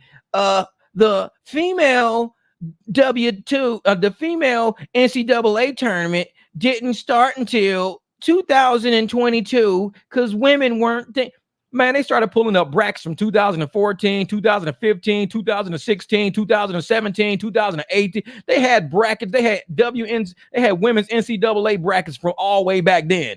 And because women were forgotten about and nobody cared about us until we took office. And in 2022, we made sure the women were included in the brackets. And I'm like, what the fuck are you talking about? They've had NCAA women's brackets for I used to work for Leroy Sportsbook before it became William Hill Gaming. I remember female brackets. What the fuck are you talking? And I'm sitting there like, and this is who these people want to elect. People who are blatantly ignorant, like blatantly, not even like subliminally ignorant, like, oh, I might not know. No, she tells you how stupid she is when she opens her mouth. She tells you how stupid she is. And I'm sitting there like, we're going to vote for her. Because she a black woman who claims to be Indian and not black. She a black woman. Yeah, I'm voting for her. I'm going to set history. You're going to be history, motherfucker. You don't even realize it. But like I said, there's a lot of information out there and a lot of things that you can look at. But I've said it before. I'll always say it because I've heard it ever since I was a little kid. And I made sure I wasn't going to turn out to be like that stereotype. I wasn't going to end up in jail. I wasn't going to end up, in a cemetery. I wasn't going to end up there. And my mom always said, hey, if you want to hide anything from any black person, put that shit in the book. My mom used to tell us, hey, we had this little gray, we hand painted this little gray wooden bookshelf in our fucking bedroom. And we even had a children's dictionary, big old white children's dictionary. We had all fucking books in our room, all books. Fury and a White Mare, Trumpet of the Swan by E.B. White. That was one of my favorite books. Trumpet of the Swan by E.B. White. I read that book like 3 fucking times. Louis was the swan that was he couldn't honk. When he was born, he couldn't honk. So he could hear and shit. So they taught him how to honk by giving him a trumpet. That's what they call it, the Trumpet of the Swan. So he learned how to play the trumpet, like actually play it. So they cut his webs in his feet so he can move the dials like this on his trumpet. And he started playing music. So he started going to, this little swan started giving concerts. It was a children's book called Trumpet of the Swan by E.B. White. That was one of my favorite fucking books of all time.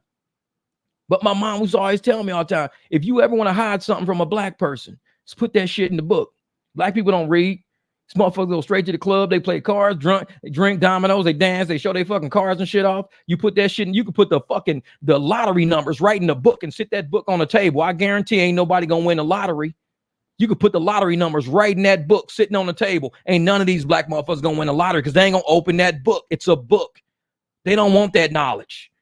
And so when I start dropping this shit and I tell people, man, hey, start researching shit before you start agreeing on it because somebody told you, you black, you Democrat. You black, you better do you some research.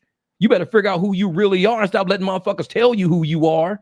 You better go out there and be you. Stop letting people tell you who you are. Book reviews by Jeff Watts, man, I'm telling you. So I'm like, man, so they don't look at their fortune cookie. Who the fuck knows, man? Half of them don't. That's why they don't have good luck. Fortune cookies is good luck. I've had good luck because I read all my fortunes. That's like, I even take pictures of my fortunes and put my fortunes. I got fortunes all around here. And that's probably why I got good luck, because I read fortune cookies. Who the fuck knows? It's like, man. But I'm sitting there like, I cannot understand how some of these people can justify the level of the lack of intelligence this lady Kamala Harris has, the very lack of intelligence. When they sit up and say, oh, she's helping, she gonna be for black people. You know, when her record clearly shows that she kept 1,500 black men in prison in the California penal system. She kept them on purpose in prison to generate prison profits on a contract that she was a part of. She was getting kickbacks by keeping blacks. So when I sit there and I hear people say, well, she love black people, she for black people, she gonna help black people. She gonna help them right back to their motherfucking prison cell, because that's what she did. That's her record. She can't live that shit down. When you keep 1,500 people in prison, past they should have been home with their kids, been home with their families. They did their time, they served their shit. But now you're gonna keep them locked up beyond their sentence, way beyond their sentence, because you want to generate more prison profits for the people you in bed with. This is the game we gonna play. And then in 2024, I love my black people. Ski way, I'm fucking Alpha Phi Alpha. I'm all this stuff. I'm HBCU. I'm in it to win it, motherfucker. All this shit. I'm like, y'all don't know this lady? Y'all really didn't research. No, we don't know nothing about this lady because we put all her information in the book. I saw that motherfucking book and walked the other way. Shit, I ain't reading no fucking book. Put that shit in a cartoon. I'll watch it. Yeah. Literally in bed with real shit, man. 300 book club, the purple cow. For those that don't know, I know it. Harold and the purple crayon. I like that. Harold and the purple crayon. So corpus code. No, I'm on corp. Come on, yeah, exactly. It says, bro, my people don't fucking read too. Mike said, bro, my people don't fucking read. And that's the thing. We are giving people the tools to win. And when they look at the videos on my channel and it talks about them wanting to put educational material in front of illegals, them wanting to put anybody who's an asylum seeker, anybody who's overseas, we're willing to fund your education. We willing to. Why won't they do that to black people? Because black people don't read. These motherfuckers have tried. They've tried to give us books. They tried to give us schools. And it came to a point where our schools are looking like prison cells and airports. We got metal detectors and shit going in and out of schools in the cities. Now our school went from looking like a school to looking like, airport security, like TSA and shit. Everybody getting served because we've tried with these fucking people. We're done. They're not intelligent. You tell them, vote because you black, vote black. Okay. They're not intelligent. We've tried with these people. We will sit there and beat black people over the head with stupid shit and do dumb shit to them and they still keep doing the same thing over and over, and we don't give them nothing for it. We bring these asylum seekers in, we put them up in luxury hotels, give them free phones, $2,000 a month stipends, free food, this and that, and they love us. They fucking love us. Black people, we tried. We can't fuck with them no more. We tried. They ain't going nowhere. We tried. Why do you think so many black people say, you know what? We know what the Democrats really feel like. So we're gonna go to another party. We're gonna do something different. We're gonna try something different. Because doing the same shit over and over, coming up with the same result is stupid. We're gonna try something different. And they put this goofy ass Kamala Harris in front. Every time I see her fucking laugh, I'm like, change the channel on this shit. I ain't watching this goofy motherfucker. You're not worth my time. And you want to be the leader of this country? It ain't got shit to do with your skin color, your sex. You're an idiot. Bottom line, you're an idiot. You know it and everybody else knows it. They just don't want to admit it. Go, if you call her an idiot, that's racist. That's putting the black woman down. How can you put a motherfucker down who ain't up? You ain't up. Your IQ is not up here. Your IQ is down here. So I can't put you down if you ain't even up. If you were here and I put you down, that's me putting you down. But if you already here, I'm not putting you down. I'm just calling it like it is. I call it like it is. Oh, you putting her down. No, I'm not. Motherfucker, not smart. You're not smart. If you're an F student, I can't say you're an F student. Don't call him an F student. Well, he made an F, but don't call him no F student. And this is where participation trophies and shit come into play. Everybody wants a trophy. Everybody wants a trophy. Why? Just because I was here. And why do you think she got the nomination for not even a nomination? Why do you think they tapped her as the next president? Participation trophy. Well, you've been hanging out with Joe. We ain't even got to vote. You've been hanging out with Joe. We're going to make you the next president. How about that? You want to run against Trump? You really want to run against? Yeah, I'll run against him. Yeah, I got a great record of being a fucking black woman that's Indian. I don't know what else I got going, but I got that. That's all I need right now. These motherfuckers like it. It's all I need. It's like, man, it's like shit. It's like you ain't got nothing going on for you except your race and the fact that you're an immigrant and the fact that you're a woman. That's the only fucking thing you got going on. That's all she need. She don't need nothing. That's all she need. Motherfucker, she ain't intelligent. She don't have to be intelligent. She a woman and she a minority. She black sometimes she Indian. That's all she need. I'm just like, this is why America's being sold out right now. When you're a cheap fucking product, everybody's buying. When you're a cheap ass product, everybody's buying. So on that note, we're almost 3 hours into this shit. I got to get rid of almost 7:30. I got to give me something to eat. I got to get something to eat, man. Just know they haven't tried to help black folks. They attack, suppress, planted drugs, guns in their communities. I dumbed them down. Inner city schools passed student government attacks. Oh, I believe that shit. But see, Miss T, and this is what I look like. When I think about black people capitalizing on an opportunity, I mean, I was given a chance to leave a inner city school like in the Memphis City School District, then up in the R7 district up in St. Louis. And that was the 7, suburban schools. From that point, I could have fucked my whole shit up. Everybody from my high school didn't do well. Some people from my high school got killed doing whatever the fuck they did. Some of them died. But when you know you got an opportunity in front of you, you got to sit in your bed at night, every night by your fucking self and say, when I wake up, what am I going to do with this opportunity? What am I going to do? Am I going to fuck it up? I'm going to do something good with it. What am I going to do? Bedtime, like I said, I got 2 lamps I got 2 lamps over my bed, 2 lamps on the side. I keep my shit lit up because I might want to read at night. If I can't sleep, I'm going to read something real quick. I got a whole library. I might read something. I read before I go to sleep because when I wake up, sometimes when you read about shit, you dream about shit you just read about because that's the last information going in your head.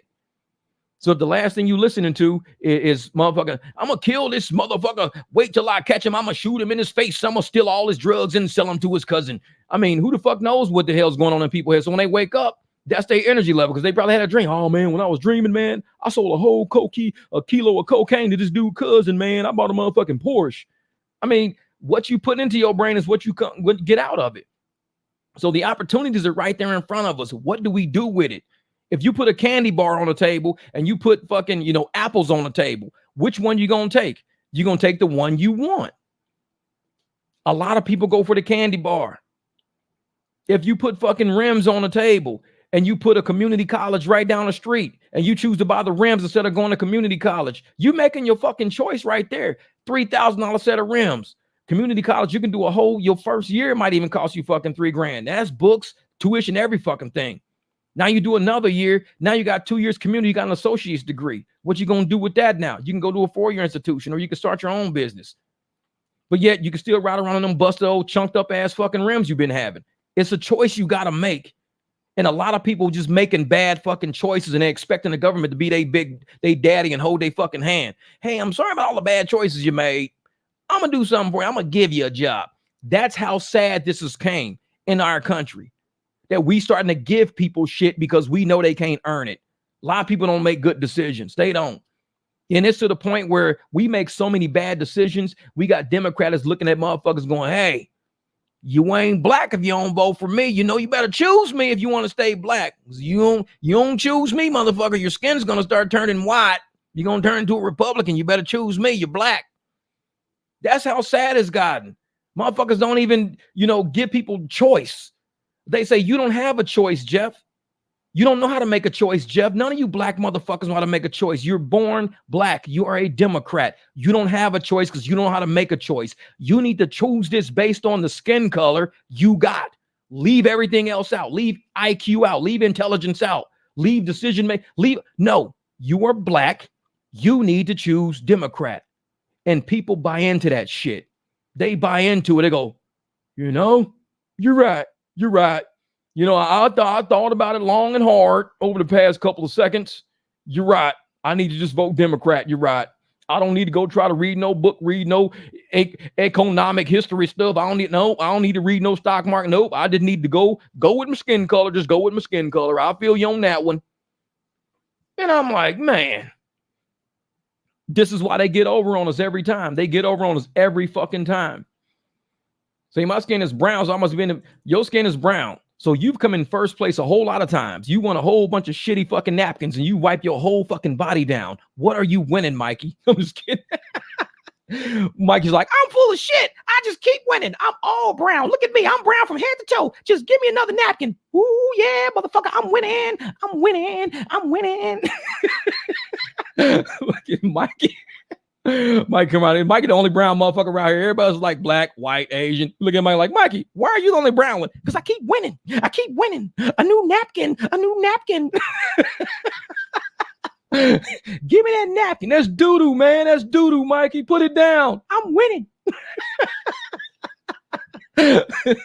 Fucking Mikey. Mikey always coming in with some funny shit, man. He's always Mikey be cracking me. Mikey wild, man. He's fucking wild. Man. Yeah, they get motherfuckers free houses, let them send their ass to do drugs. Yeah, that right there, Meg. Free houses.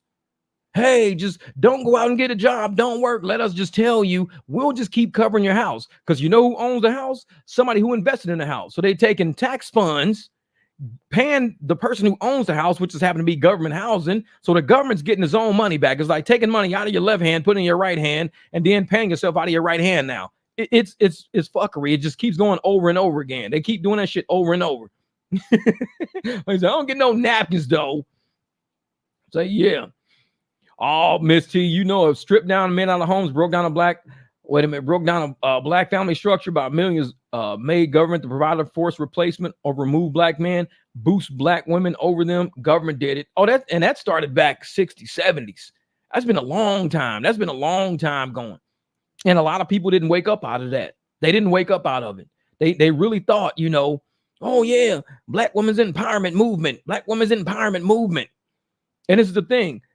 A lot of black women say this is a black women's empowerment movement, and they want to support the black men.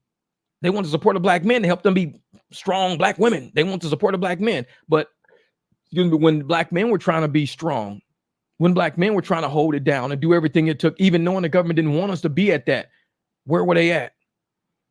We never had a strong black man power movement that was supported by black women. We never had that. It was the divide and conquer tactic from the very fucking get-go. It was the divide and conquer tactic. And it was by Johnson and all the, oh yeah, we'll keep them voting Democrat for the next 400 years. Fuck them. It was stuff like that. And I'm sitting there like, if you don't read history and you don't know where you've been, you don't know where you're going. So when I see people proudly, I'm voting Democrat and I'm proud. I'm gonna tell you like this, on the white side of the Democratic equation, white people used to think, well, if I say I'm a Democrat, I'm less likely to be viewed as a racist. So I'm gonna tell everybody I'm Democrat. Why? Because black people are Democrats. That's racist right there. That's fucking racist right there. To say the only reason why I'm Democrat, because I got black friends. Well, what's that supposed to mean? Well, they're Democrat. So I don't want to be racist, so I became Democrat. Well, the shit you just said is racist to say that all blacks have to be Democrat. You should be able to choose Republican if you feel like it and still have black friends that are Democrat or Republican. Your party don't fucking matter. Yeah, but if I tell people I'm Republican, they're going to think I'm racist right off the bat. Oh, you white and you're Republican? Oh, you racist. No, that was the narrative. That was the narrative being sold. So a lot of white people said, I don't want to be viewed as being racist, so I don't want to support a Republican person because then all people going to think I'm racist. White and black going to think. It was a narrative being sold. So everybody started moving over to the Democratic Party. And sure enough, the plantation started growing. Black people stopped getting, really wasn't going nowhere. White people were getting more powerful, getting more than because of entitlements. And guess where all the black people were spending all the money? They were spending Section 8 and housing projects and all these. Everybody was making money hand over fist, making tons of money. But black people, they weren't really getting anywhere. Their schools weren't getting anywhere. All the Democratic, white schools was doing amazing. Democratic black schools wasn't doing amazing, but they were still friends. But then you go look at all the Republican neighborhoods. Even the black people in the Republican neighborhoods are doing a little bit better. Say, hey, man, I'm just doing a little bit better. Why? You can walk into school. It ain't no motherfucking metal detectors. Everybody got laptops free. We got free laptops. Y'all got free laptops? Yeah, we got free laptops. Damn, that's what's up. It was it was a giant psyop. Was all it was. It was a giant psyop. That's all it was. And so when I sit and I ask people, you know, especially like Republicans, a lot of Republicans, not that they have a lot of white friends, but black people used to be scared to claim to be Republican. And so even though a lot of black people were cool with white people, they wouldn't want to be seen with them, especially if they was Republican, because they didn't want the black community to be like, oh, you a Republican, you Uncle Tom, you fucking sellout. Call me what you want to, but you motherfuckers still ain't calling me broke. I mean, the only advantage that a lot of the people in the black community had over each other was just killing each other. Because, I mean, they're already close to each other. It's nothing to kill them. It's like, hey, man, I know where you live. I'll just come kill you later. Oh, I know you live. I'll just, see you at the hotel. I'll kill you at the hotel. I'll just kill you at the party, man. I'll kill you at the club this weekend. That was the only power they had over each other, was killing each other. That was the only power. Now, doing business better. Saying, hey, man, how's your company doing? Oh, man, profits are kind of going up. Profits are kind of going down. You don't really hear a lot of blacks back in the day and stuff like talking like that. They don't. They start talking about it now. Then you ask them, well, who are you, Republican? Are you Democrat? Yeah, mainly you Republicans. Because Democrats still, like I said, it's still that crab in the bucket fucking mentality. Like, I got to do better than you. If I do better than you, then I can say I'm better than you and I can hold myself above you. Instead of saying, why don't we just include everybody in the pot? Why don't everybody eat? Let's all eat together. It don't matter who's better, who's worse, who's richer, who's poor, who's got, more clients or less clients. Why don't we all just keep trying? Just keep trying together. Why don't we just do that? That's a Republican mentality. Let's just keep trying. And when you got that, the rap game is not like that. So the hip hop is not like that. So when I sit and I watch everybody on Shade Room and all these other channels, when they see two rappers getting along, they call them weak. Oh, you weak, you a simp, you this, you that. When you see them at each other's throats like two pit bulls in the backyard fucking fighting. When you see them at each other's throat, wanting to kill each other's group, when they want to shoot each other's group and this and that. Oh, yeah, I'm down. These are my boys. I love this rapper. Yeah, he want to kill everybody. I love him. He want to kill everybody. I love him. And then they wearing a Black Lives Matter shirt. Then I'm like, okay, so you wearing a Black Lives Matter shirt. Two rappers get along, you call them simps and punks and pussies. Two rappers want to kill each other. It's like, oh, yeah. Oh, he'll kill him. Oh, I know he got way more boys than he got. Oh, wait till he come to Miami. We killing him. Oh, yeah, I bet he won't come to Oakland. Yeah, we going to wipe his ass. And everybody likes that shit. And I'm sitting there like, this shit don't make no fucking sense. Like, nobody's like pulling their head up and looking around going, dude, what the fuck are we doing? We ain't going nowhere. We ain't going nowhere with this. We keep killing each other. We ain't going nowhere with this. In the moment, an intelligent black person steps out and talks about it. You sell out, you coon. You sell out, you coon. But yet, if a old school 1970 gang member come out and say, you know what, man, we need to unite. You know what I'm saying? Oh, yeah, that's one of the OGs, man. That's one of the OGs. Look at him, man. He's saying we need to stop. He talking to the kids, man. He talking to the kids. He an OG. These like I told y'all early in the live stream, Democrats don't know if they fucking coming or going. They have no fucking idea. Borders are. She's the borders are. She's the borders are. She never said she was the borders are. I got told these motherfuckers don't know if they coming or going. They're bipolar. You sit there and you try to say, hey, man, I'm just trying to help people. I'm trying this and I'm chopping this and that. You hating. But if somebody get out of prison, man, you don't want to be in prison, man. You don't want to be where I went, man. It's dangerous, man. Yeah, kids, don't do drugs. Stay in school. Do right. The OG from prison said it. But let me, a college grad, an old executive say it. Oh, you a sellout. You a coon. That's why you saying it. You a sellout and a coon. And the shit cracks me up. Then I'm listening to these people. I'm like, for one, you ain't never going to shut me up just by calling me a name. You calling me a name shows me the level of intellect you have. Because I guarantee I can go through all your shit and find out you going, yeah, we need to stop the violence, man. We need to stop killing each other, man. We need to stand up for each other, man. We need to be family, man. But yet I said, oh, you a coon, you sell out, you this. I was like, what the fuck ever, man. I don't even listen to these people. I don't even listen to these. Because like I said, they're never going to get anywhere. You can't keep repeating the same shit over and over, putting yourself in a loop of hypocrisy. Just a loop of over and over, thinking you're going to make, it's a hamster wheel of stupidity. You ain't ever going to go nowhere. You don't know if you coming or going. You say this, but then you say that. And you say this, and then you say that. And you ain't ever made 2 inches down the road yet. You ain't went no fucking where. Which is why a lot of black people are leaving the Democratic Party behind. We're like, you know what? I left in 2008. I said, you know what?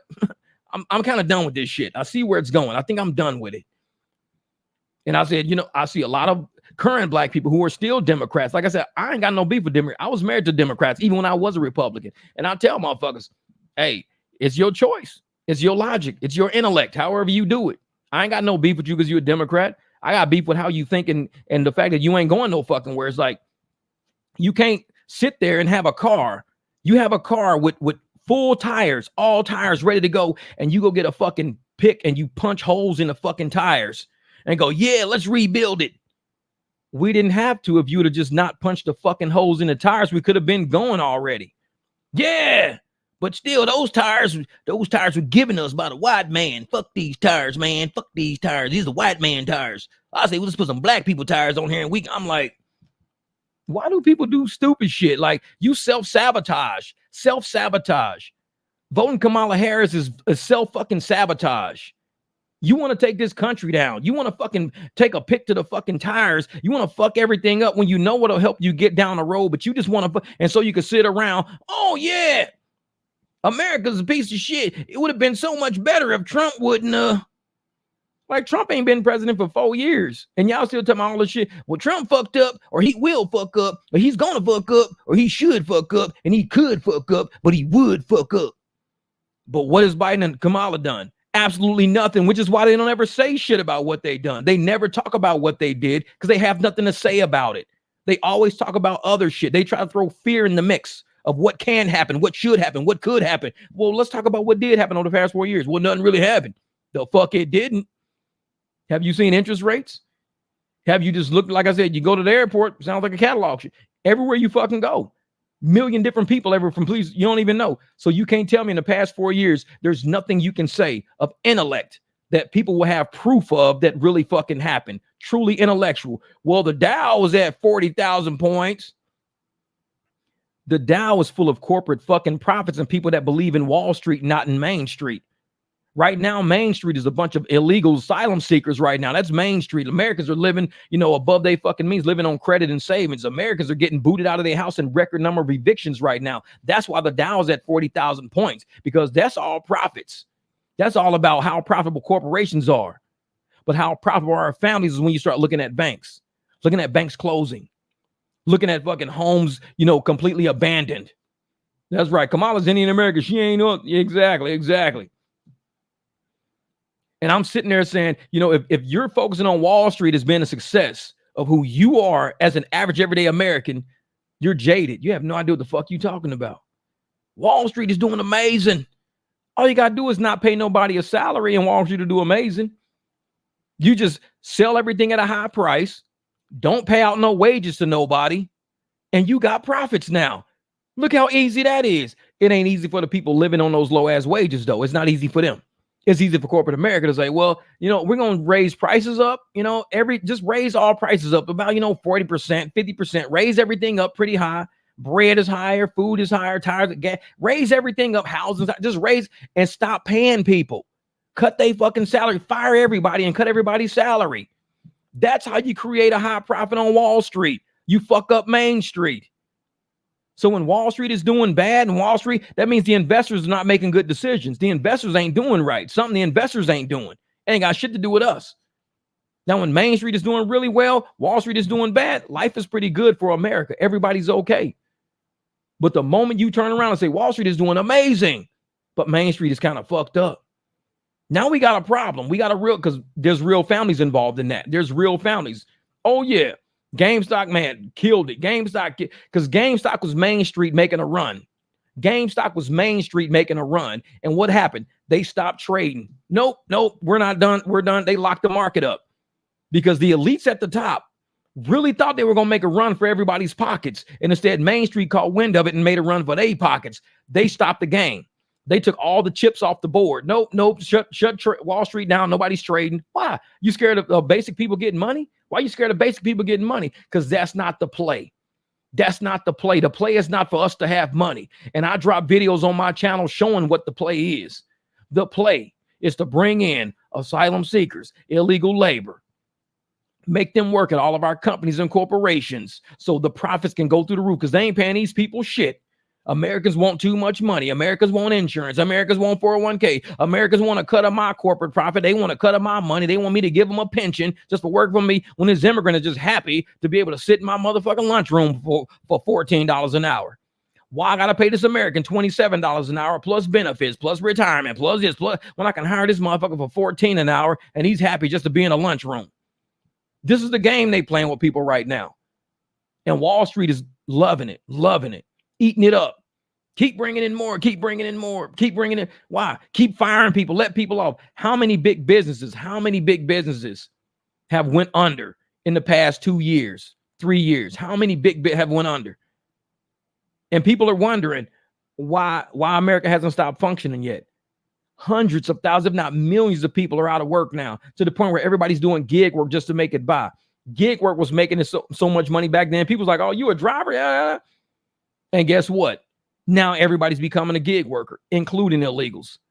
And so now we're sitting here going, instead of us using apps and letting big tech pay us as if we're their employees, we're not the employees. Yeah, Red Lobster too. So big tech wants to pay us like we're employees of big tech. We're not employees of big tech. My name's Jeff. That's my car. You need to ride from point A to point B? Give me $25. That's what big tech is scared of. That's what the government is scared of. Hey, my name's Time to Wake Up. We friends and family now. You need to get to the airport? $100. That's what big tech is scared of. That's what they scared of. Thank you, Rasha Lisa, for the super sticker. I appreciate that, woman. Hey, and make sure you check your mailbox in the next couple of days. I got to get you a tracking number. I appreciate that, Lisa. Really, I do. But that's what's happening right now. We're waking everybody up, and we're letting people know that we as Americans, we as the 300, we as anybody with a 2 brain cells left in our head, we see what's going on out there, and we're gonna start fighting for this country. And I don't mean at the voting booth. We fighting on the corners. We fighting on the curbs. We fighting in stores. We trying to talk to people directly, front seat to back seat. This is how we fighting right now. We ain't gonna sit there and let these people say, oh man, you know, the Democrats are collecting $40-50 million. And I'm gonna put the link to that video I showed y'all in the description of this video when it's done, so people can see that video, because you need to watch that whole video on Benny Johnson's channel. You need to watch it. And if you want to sit up there and think, oh yeah, man, America believes in Kamala to the point to where America donated $50 million. America never donated $50 million. These people have no idea $1 million was donated in their fucking name. These people have no idea 170,000 was donated in their name. These people have no idea. So what do? They spend it on TV. Look at all the money Kamala's collected. People believe in her. No, they don't. No, they don't. This is all money being moved over from left to right. All money being moved from illegal sources claiming that Americans are doing this shit. Exactly. Fight, fight, fight. Yeah, Benny is funny too. Oh yeah. Benny is hilarious. Benny got a lot of sarcasm. I love Benny. He's got a lot of sarcasm. I love him. But and that's the thing, man. If we don't start waking people up to what's really going on in this country, the lies, the deceit, the conniving little shit the Democrats are doing, saying, oh, we can get away with it. We can get away with it because we got stupid ass people. We got stupid people here. We can get away with it. It's like, no, we ain't gonna do that. We ain't gonna let. And just like that guy said in the other video, I'm gonna end up having the clip. He said this is partly the Republicans' fault, because Republicans sit back silently watching these people do that shit, and we never put it out on Front Street. I'm putting this shit out on Front Street. Y'all know how my channel operates. I'm putting this shit out on Front Street. If they don't like it, cool. If you want to shadow ban my videos, that's cool. You want to let me on Instagram, Facebook, cool. But it's up to Republicans to call this shit out for what it is, to let the Democrats know. Like I said, Chicago Democrats are waking up. New York Democrats are waking up. You know, a lot of Democrats in different cities are waking up to realizing we got a bad bill of goods. We got fucked. See, the price good men pay for indifference to public affairs is ruled by evil men. Yeah. And I'm sitting there seeing all of these people waking up in Democratic cities going, you guys were right the whole time. These people had the wool over our eyes. They in the house eating steak and lobster and saying, oh, we ain't got no money for you guys. Sorry, we have no money for the black programs. Yeah, our kids, they just want bikes for Christmas. We ain't got no. Why don't you ask some rappers to donate some bikes and hams and turkeys and shit? Talk to some rappers. Well, we ain't got nothing in the government for you guys. All right, well, we want some street. We need a park. We just need some nets for our basketball. We need some tennis, bro. We ain't got no money. The moment immigrants get on our border, we got all this money miraculous. Like, where the fuck all this money come from? And black people sitting around like, wait a minute. We've been asking for money. We've been asking for programs. We've been asking to help build these schools back up, get rid of asbestos, get rid of lead.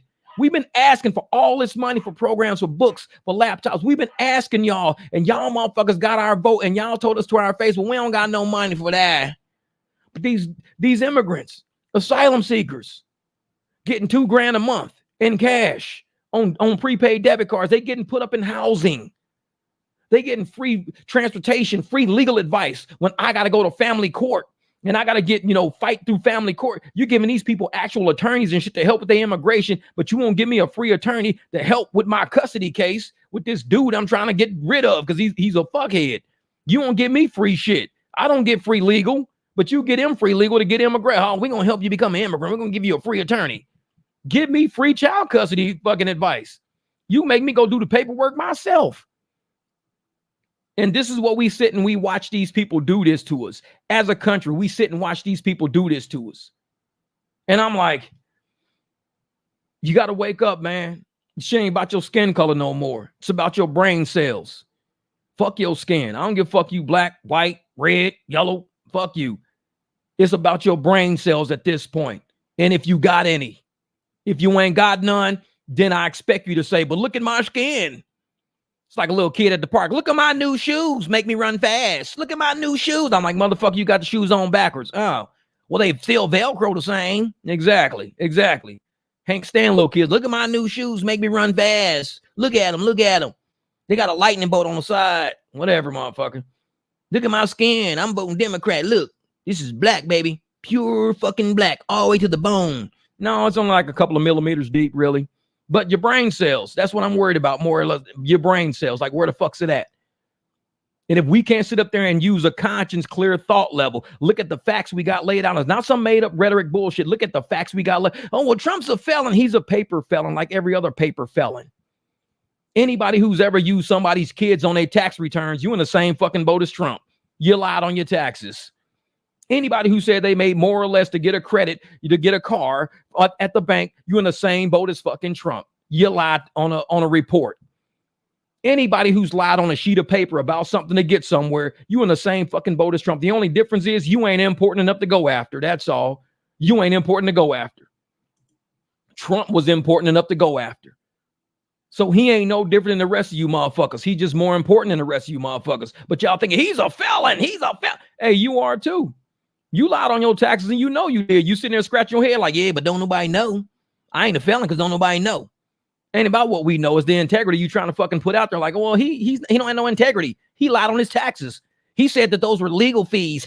Those weren't legal fees. He paid a hooker. He said they were legal fees. Hey, and you said them was your fucking kids. And you knew them wasn't your kids and you put them on there. So don't try me with that shit. I know what a paper criminal is. I'm not stupid. So next time somebody tell you a felon, trust me, you're probably talking to one. He's a felon. Yeah, you probably do felonious shit. You just ain't been caught yet. Trust me on that one. We got a lot of felonious ass people living around us, but they want to act all high and fucking mighty like the kids they had on their last year's tax return was theirs. I know what felonious fucking look like. Yeah, this is look at my skin this summer and I'm still wearing white skin. Lisa's like, I'm part Irish. Skin don't affect me. Yeah, shit. I can care less about being silver, gold, or platinum dropper. Pay me. Oh yeah, Trump's doing some outlaw justice shit. That's what he's doing. And that's why people was wondering. The people who are really awake and understand what's going on with the whole Trump situation, that's why everybody started supporting him. I did a TikTok a long time ago. And I said, the more they keep fucking with Trump, the blacker they gonna get. This dude gonna get. He's gonna get black. And I said that shit because it was true.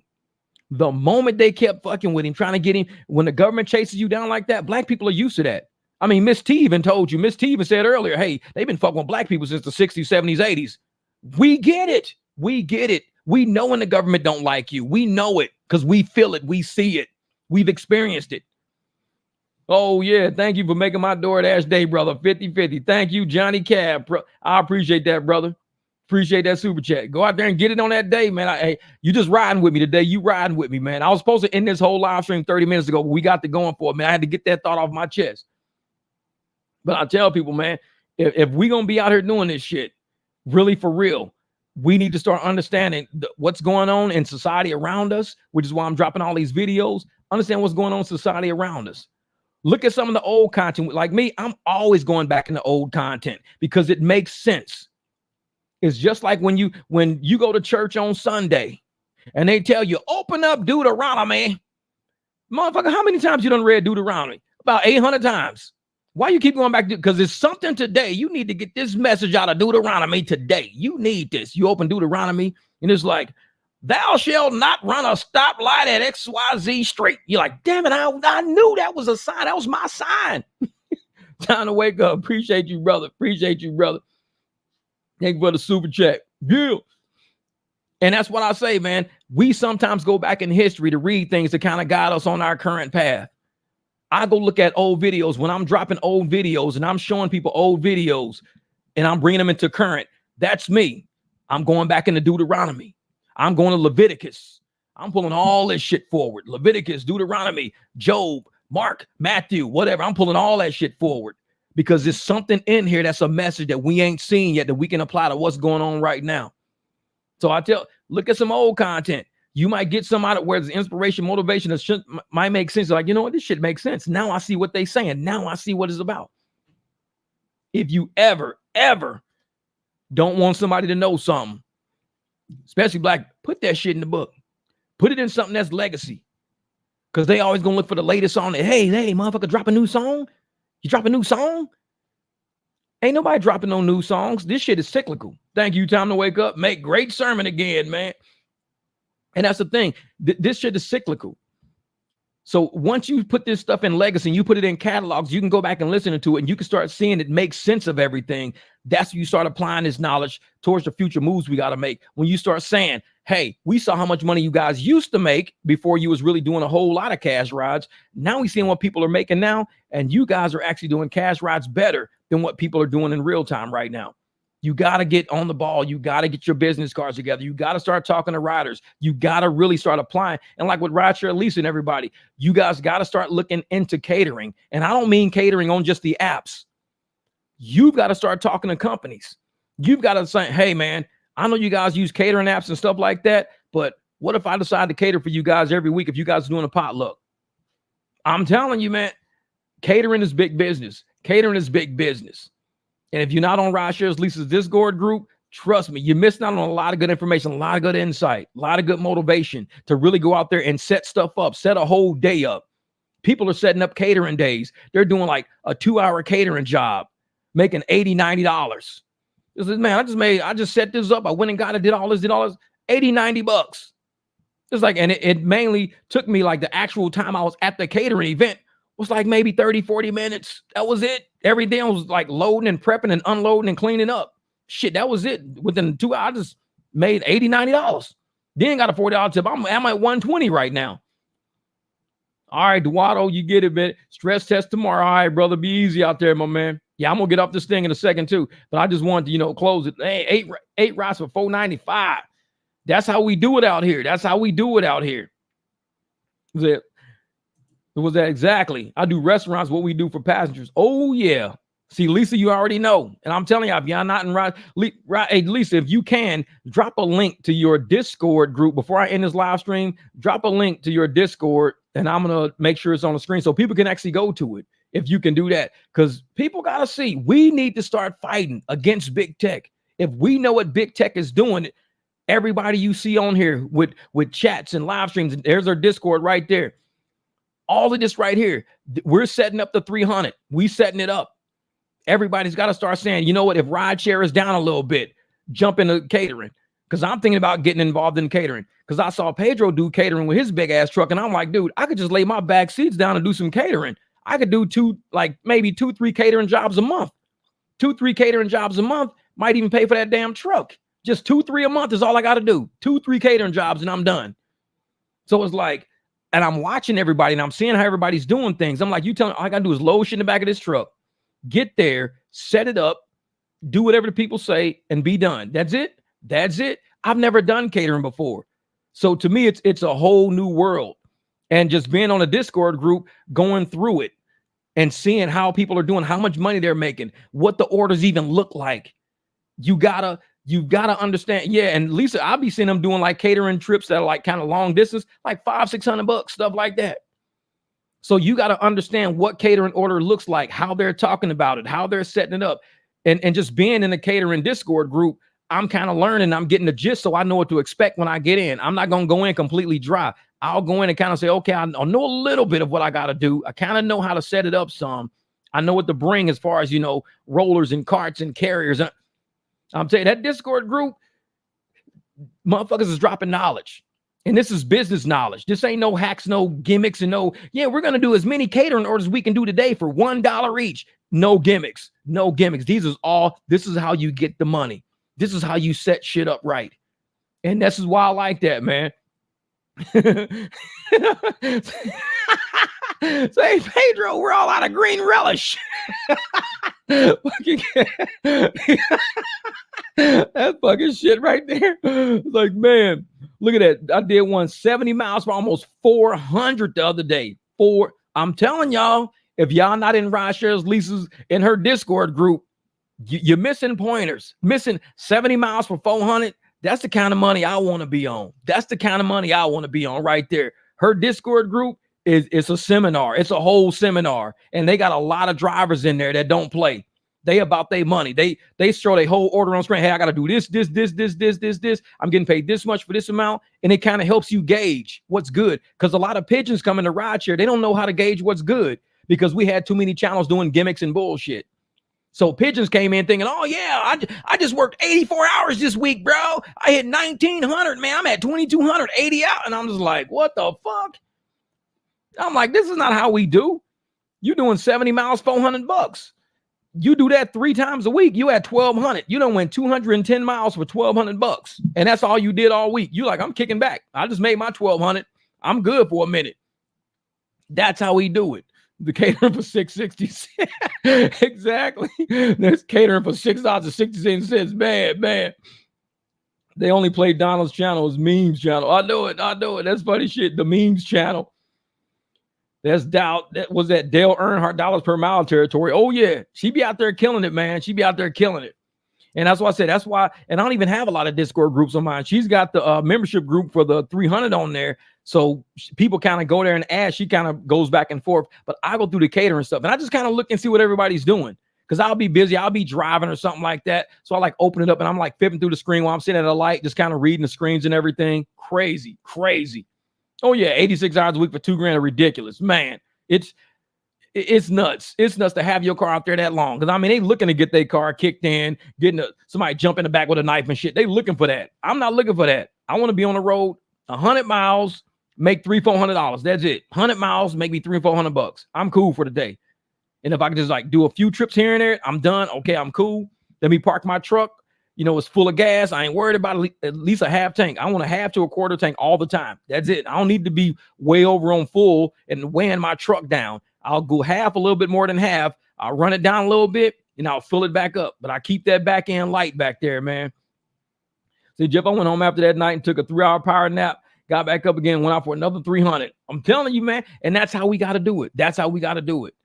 Like I said, there's a lot of smart drivers on this channel who are willing to give people the knowledge on how to really do this without dealing with the apps. Because the apps are going to tell you, you need to work, 50, 60 hours, a week just to barely make it. Not even to make $2,000, 50, 60 hours a week at $20, $30 an hour.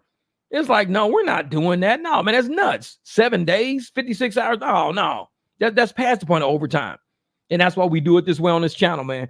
But anyways, I'm going to have to get going, man. Hey, you guys have been great. Thank you guys for all the super chats today. Hey, we did a 3.5 hour live. I was going to cut this off at like 2.5 hours. We went 3.5 hours, man. I appreciate you guys. Real talk, man. Real talk. You guys carry me through, man. And we have some great conversation, great material. I will have links in the description of that Benny video if you want to watch that whole video and even share some of Benny's shit on Facebook because people need to see the truth of what the Democrats are doing. Smash the likes.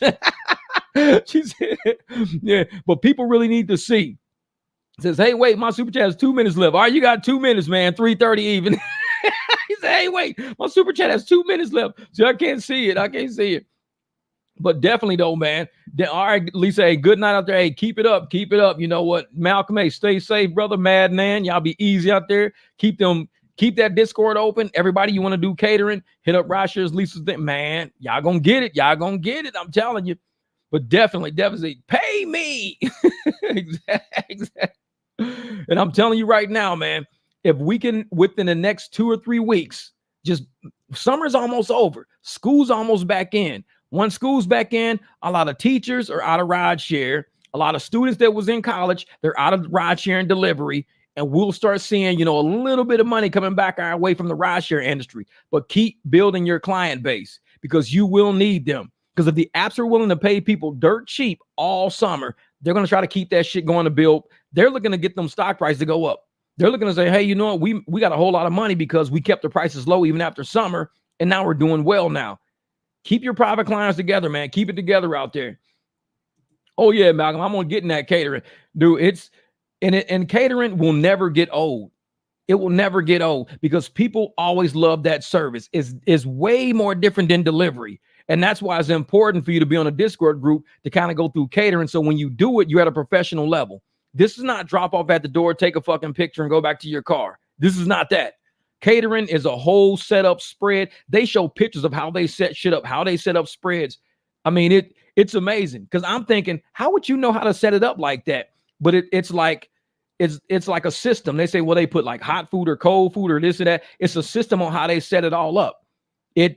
Catering is professional. Yeah, it's just growing. It just keeps growing. It's more professional than delivery. It's a step up from delivery, a major step up. Just like you got ride share, then you got ride services. It's a step up because with ride services, you're doing suitcase, you're getting paid more. You're doing private clients, you're getting water, you're getting drink. It's a lot more. So definitely look into catering. And man, you can't do wrong, brother. You can't do wrong. The QT hot dogs need some fresh buns up in that joint. It's QT needs some fresh buns. They got them brick buns sitting in there. They got brick buns and hot water sitting up in there. It's like, man, these buns is bricked up. Fuck that. Yeah, but man, I appreciate you guys, man.